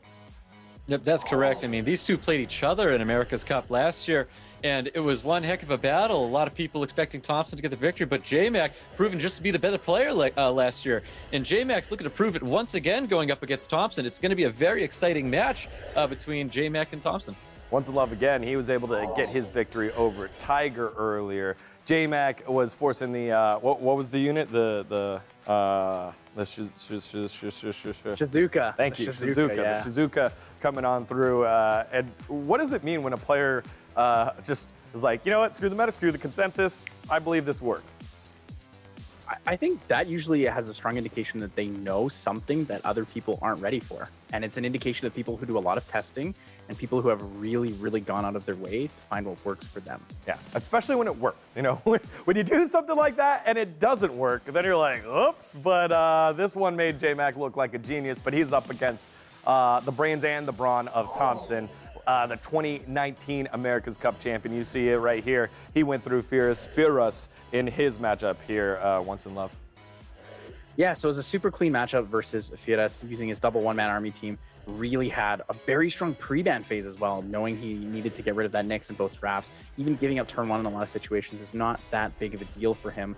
The most interesting thing about both these players, though, is that they actually consistently take notes on other players that they're playing against, other players that are going to be against them in the tournament. So I'm interested to see what both players have prepared for each other in terms of pocket picks. That's right. We've seen Jmak pull out the books before in last year's America's Cup. We'll see if they're going to dust off the books of years. I'm sure it's been years of battles and research, and it's going to be so good. All right, y'all. Jmak, THOMPSIN, America's Cup champs. THOMPSIN, the runner-up to the Summer's War World Championship in 2019. Only one can go through at this stage. Who will it be? Jmak or THOMPSIN? Let's find out. The final match of the day in day number 2 at the preliminaries. Stoic and Once in Love, take it away. Not just the final match of the day, it's the match everybody's been waiting for. We've got Jmak and we've got THOMPSIN in a best of 5. I'm expecting to see a best of 5 between these two, as long as everybody does their absolute best here, and that's exactly what I'm expecting. I'm looking really forward to how the pre-bans look in this situation. There's a lot of potential out here. Pre-bans come out. THOMPSIN taking away the Hey Gang, and Jmak banning the Gianna. Doesn't want to give it up. Knows THOMPSIN has first pick. Might take the Sierra here, or possibly the Han. Both players contending for that Han. Let's see what this first pick from THOMPSIN is going to be. Does he dig into Jmak's box, taking a unit away from him here? Not sure. A lot of different opportunities. Could take the Sierra, could take... Oh, but he goes for the Sierra. Doesn't quite need the Han yet. Leaves it open. Jmak unsure if he wants to take it. Knows the Gianna's banned, so doesn't quite need it per se. And Jmak was very quick to lock in that Water Ryu and the Okeanos as well. This is actually surprising drafts coming out of these two. I was expecting to see some more LDs happening here, but let's see what THOMPSIN drafts here going into his round 2 picks. I really like this Water Ryu pick, or the More pick on Jmak's side, mainly because I know it's on Despair. We know his Swift runes are incredibly fast, so he is able to contend, taking just simply any speed lead alongside that Okeanos. And there it is again. There's the Faint Mem tech. We see the Chloe. Chloe coming in against THOMPSIN's Chiwu and Kyatenda Shang, the Light Monkey King. What else Let's does see he if lock in with THOMPSIN's here? picked up on this. He's seen it before, and now we're seeing the Shizuka coming out for Jmak as well. I wonder what THOMPSIN's got in mind here after seeing Chloe and Shizuka in the previous matches. Did he do his homework on Jmak or not? Love seeing the Shizuka. A lot of unique plays that can come out. You can protect your life. You can revive into an extra skill. So many different opportunities with Shizuka. Definitely a show-stopping unit. One of the most prevalent clip-focused units there are. This could be one of the most impactful games you see in the entire tournament. Well, there's that Han, and there's that Jogun coming out from THOMPSIN. It's a strong draft here that we're looking at right now. Jmak looking to wrap up his draft with one last pick. Needs to be careful though. THOMPSIN does have a lot of potential here. The Chiwu with the pushback, or even the speed lead Shogun into that Light Monkey King. Could be a swift setup, 1 speed apart. It's very tight. We know THOMPSIN loves to tune his units super well, has incredible swift and violent runes. But Jmak does not take a speed lead, does not want to contend that turn, and simply goes for the Gani Oki Gani Shizuka combination here. Well, let's see what the bans are going to be. Does THOMPSIN choose to ban out the speed lead on Jmak's side of the field, where THOMPSIN's got 2 speed leads on his side?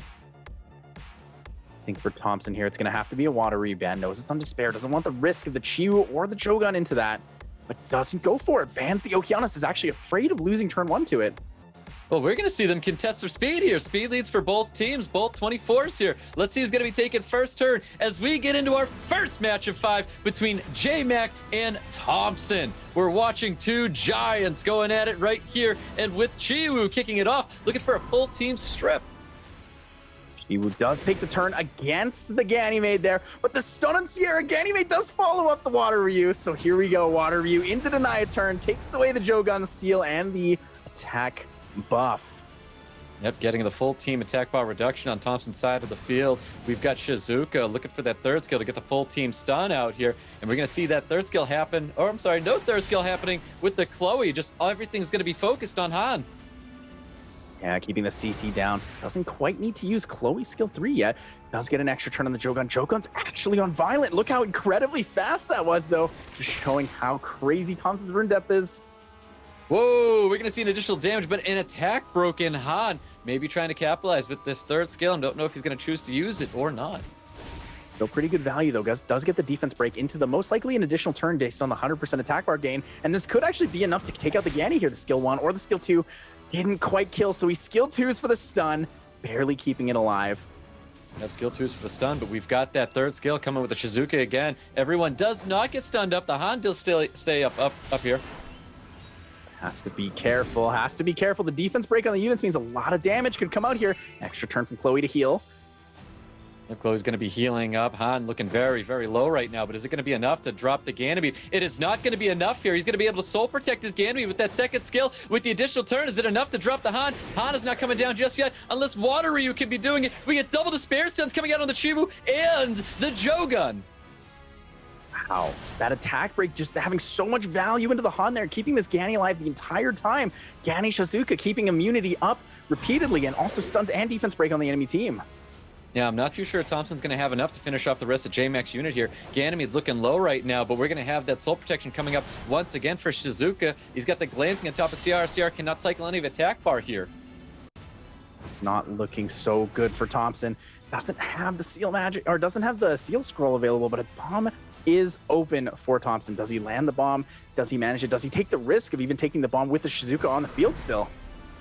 We see, well, that bomb's coming out onto the Water Ryu. He uses CR to finish off that Ganymede here. Ganymede couldn't get the soul protection on him from the Shizuka. Jogun looking to possibly push back a little bit of attack bar onto the Chloe and not really getting much there.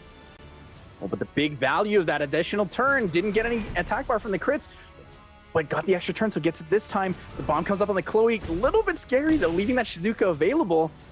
Definitely, but no stuns there on the Chloe. Chloe's able to heal herself up here. I don't think it's going to be enough. Chiwu possibly looking for a 2-turn sleep with first skill, not receiving it. And we're going to see a big third skill coming up from Shizuka. Everybody's got everything. Oh, but how low attack that is. Sierra manages to survive through the bomb. But Water Ryu is going to be there to finish everybody off. Jmak is taking round 1 away from Thompson. What an incredibly played match. Both players taking it very calm, cool. Even though he got outsped and didn't manage to get that first turn, still managed to come back and bring it to a pretty close matchup there. Yeah, really did. Very close matchup there. You know, Ciara was getting a lot of additional turns. Bombs were actually landing too, and it just wasn't enough. Thompson's going to have to try something new going into round 2 with Jmak. Will be interesting to see. So the Chiwu band knows that the Chiwu is really, really fast, knows that he's going to lose the Water Ryu there. Jmak denies Thompson the Chiwu opportunity. Yep, Chiwu, Water Ryu banned out 2 speed leads here. Jmak's going to be taking that 24 speed lead away from Thompson, but Thompson does have a couple other units he could be drafting here. And we could see the Nefties in this game. Very good opportunity for him to bring it in against Jmak. Jmak does want that Sierra down immediately, doesn't want to give Thompson the Sierra Gianna combination. Thompson definitely taking his time, and we're going to see double LD units coming out. We've got the Han, and we've got the Light Monkey King coming out for Thompson.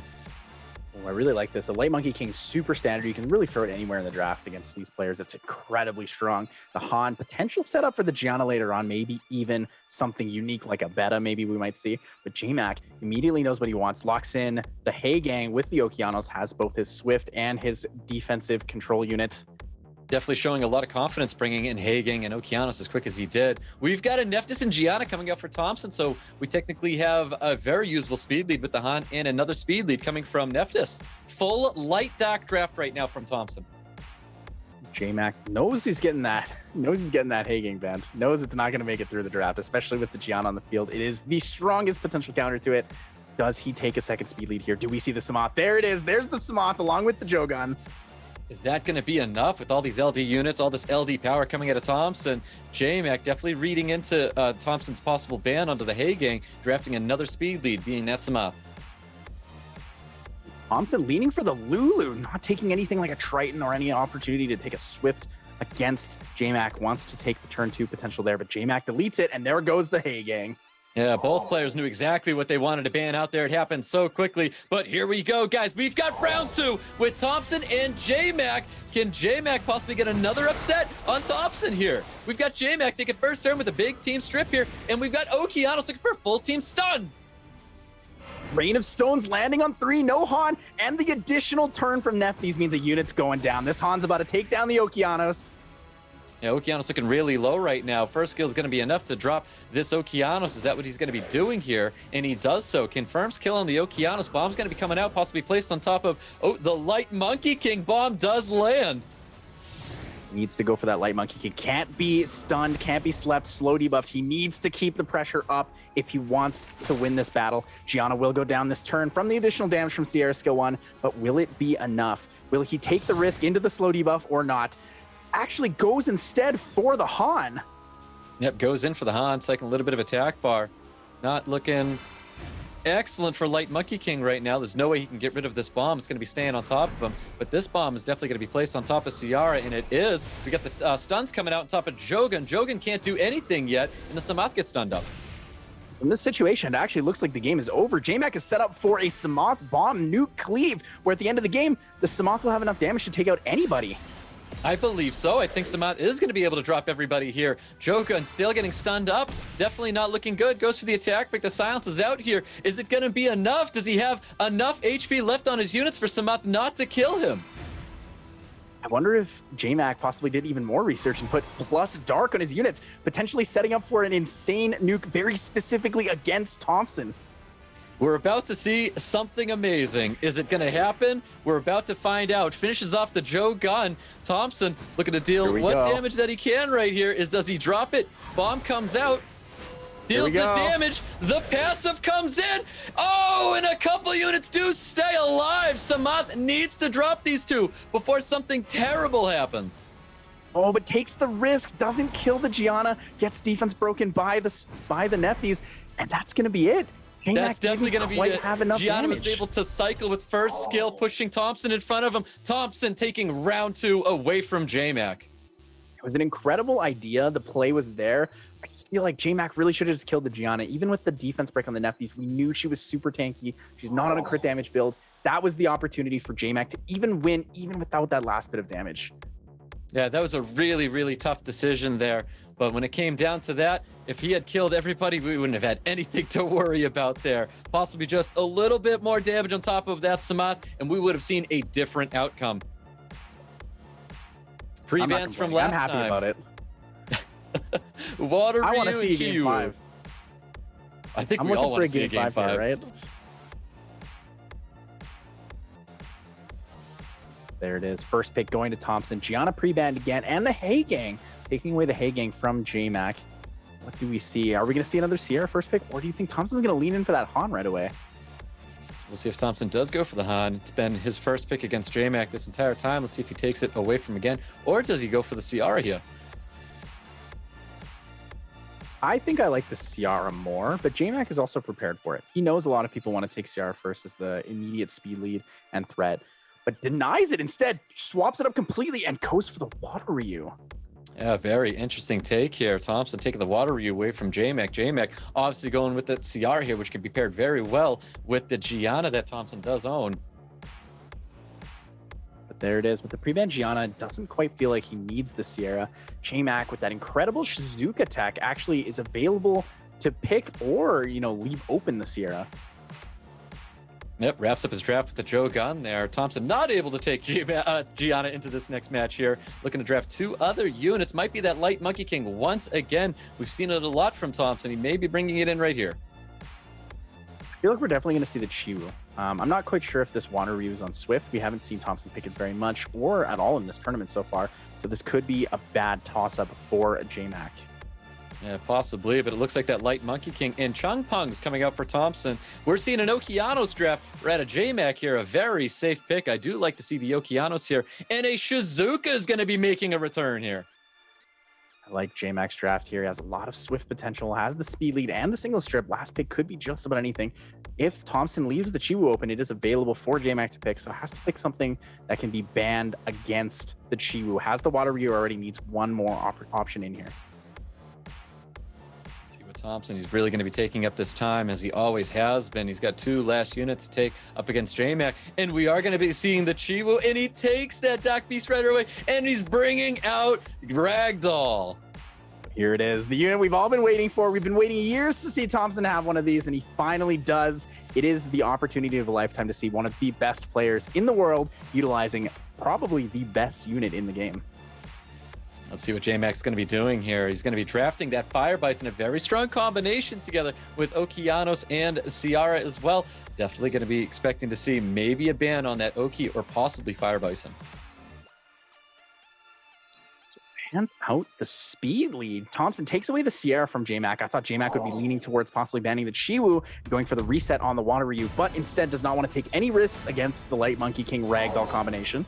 Yep, I guess not. Speed lead for Thompson. We got an HP lead for Jmak. Can Jmak win one right here? Or is Chiwu going to possibly push for an upset?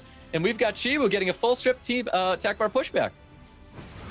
A lot of value here, though. 3 fire units into this Trunkpung is pretty decent. Has a pretty good chance to not actually get pushed back in this situation.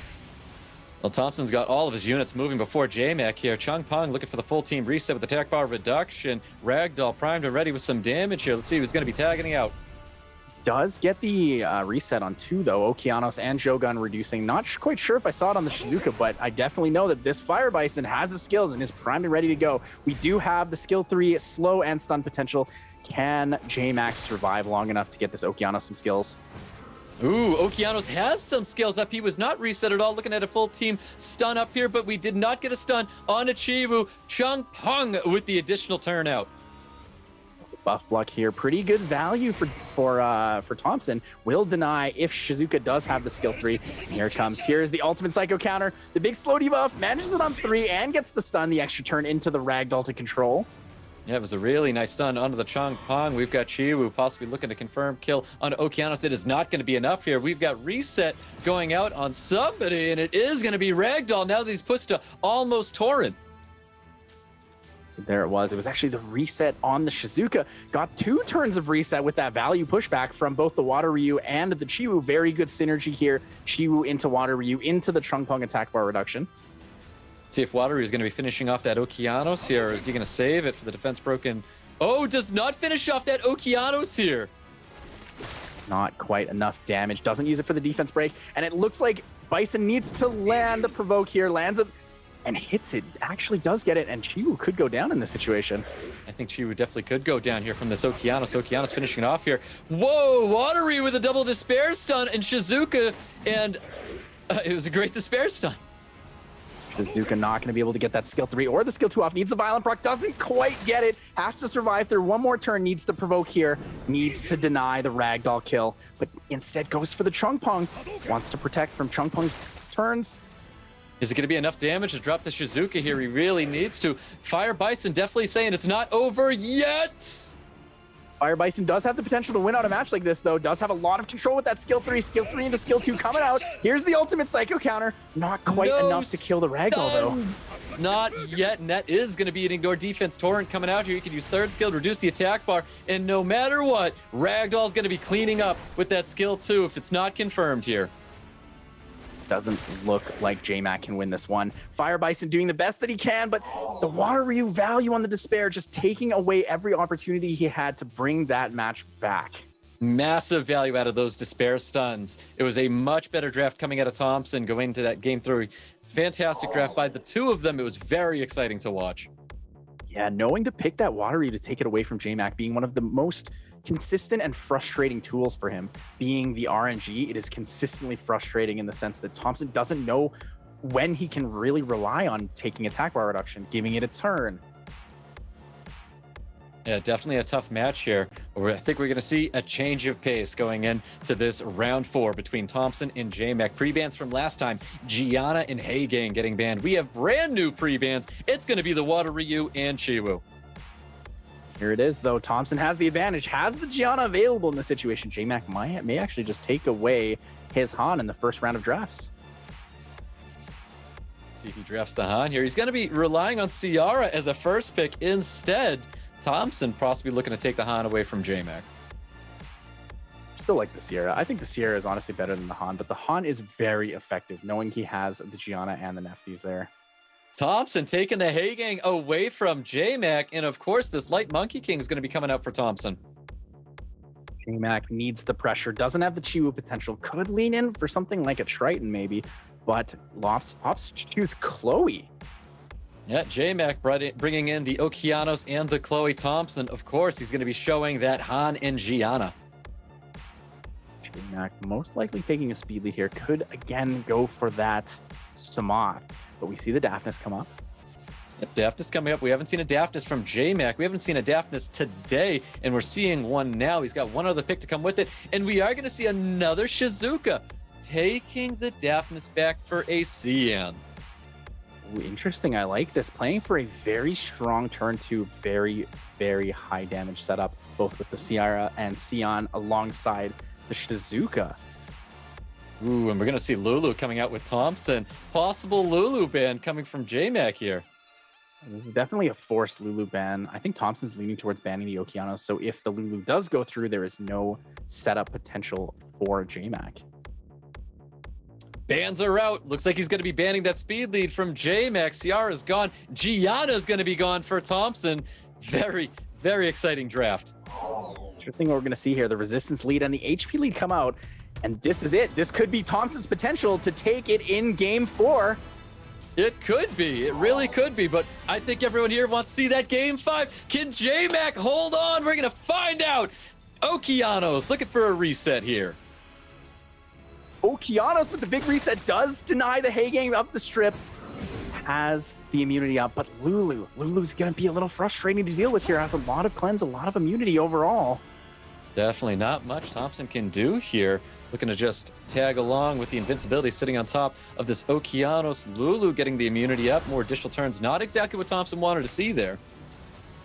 Looks like we're going to be seeing the war of attrition here. A slow, careful, and calculated match. But Shizuka does have strip on that skill 1. Not a lot of people remember that because mainly we just see her for the big all things in nature. But if she gets a strip up, this could be the potential. Only really needs to land 1 bomb for decent amount of control here.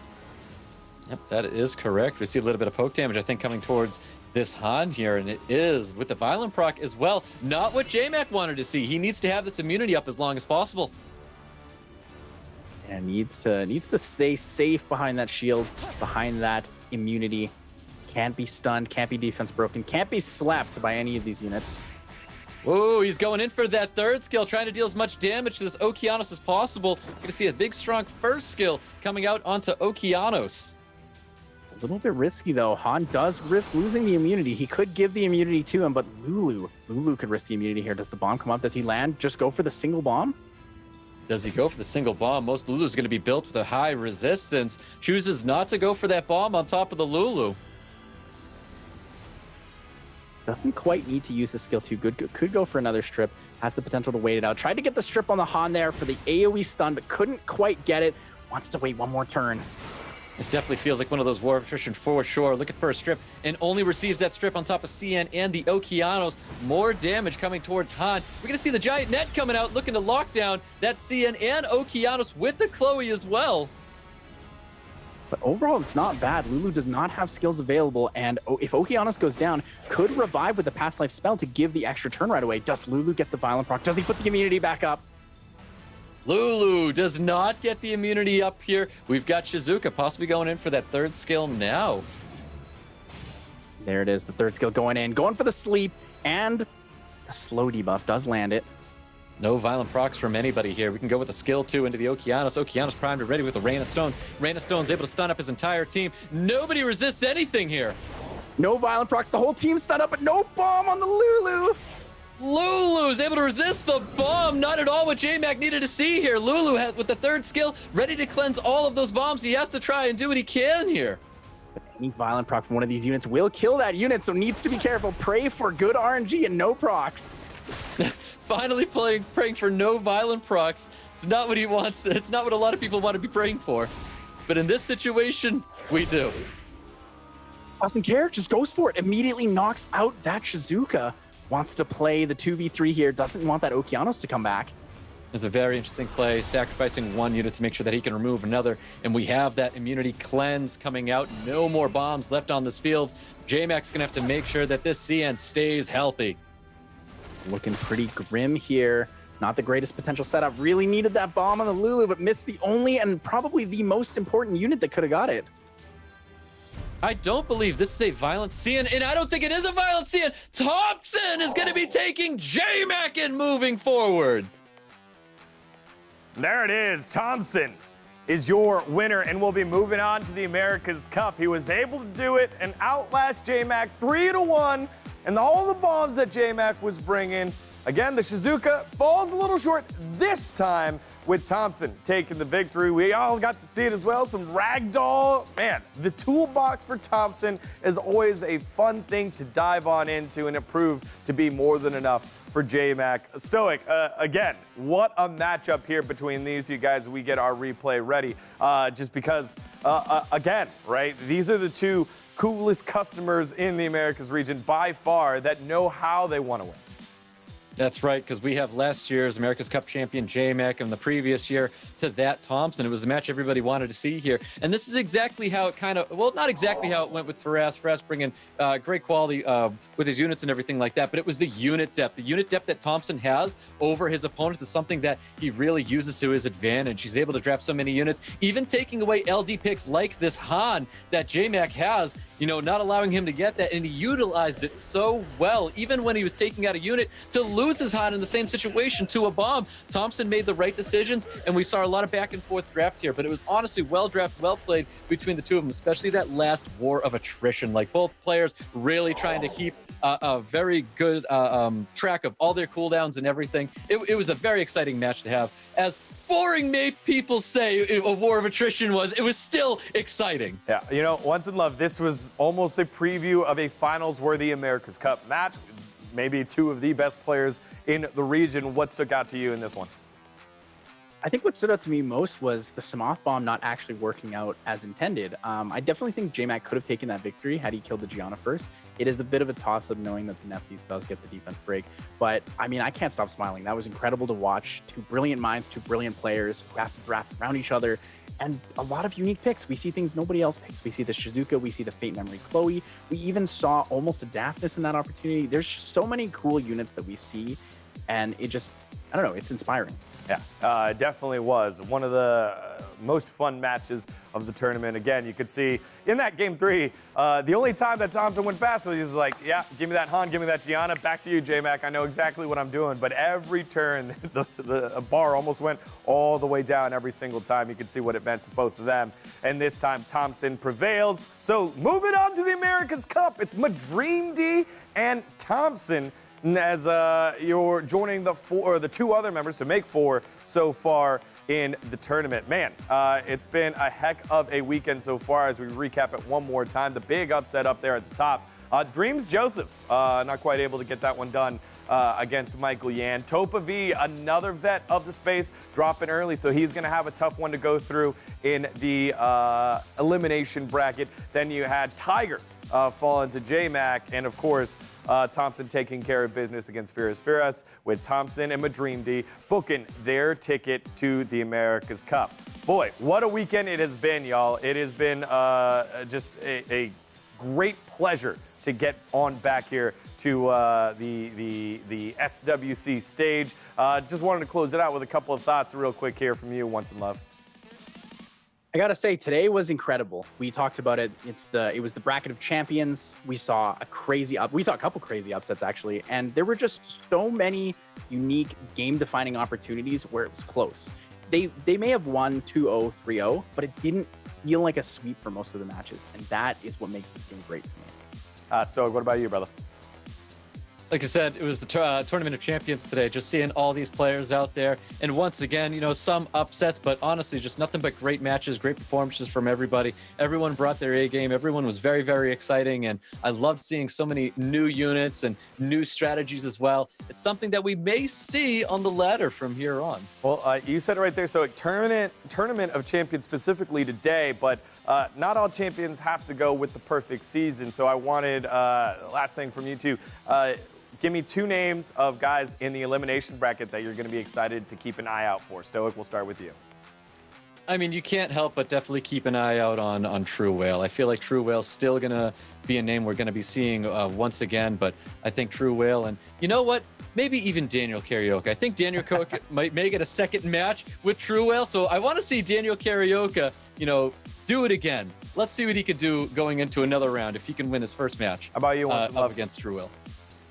I think the players that I'm looking out for the most are, well, it's more the matchups. I'm interested to see if we see a Jmak True Whale matchup, and I'm interested to see if we see a Zephyrius and Firas matchup. The reason I picked those 2 specifically is because I think that they actually could play against each other very consistently at the point where like they could come down to a coin flip. Like one small mistake could be the game for either of them.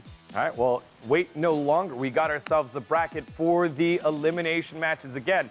These are all the players that dropped earlier in days 1 and 2. They don't got that loss to back on off. So if they want to make their SWC 2021 dreams come true, they got to take the win. So if they were able to win one game, they're seeded on in. So Jmak, True Whale, they're on opposite sides. They won't be playing each other there. But right at the top, you got Daniel Karaoke against FirasFiras. Big V against TopaV, the battle of the Vs. Then you got Dustin against DRMZJOSEPH, and then JS against Tiger. Man, that bottom side of the bracket is kind of crazy. And then waiting in the wings, only one win away, Jmak, Michaelyan, Zephyrius, and True Whale. Only 4 more will go through.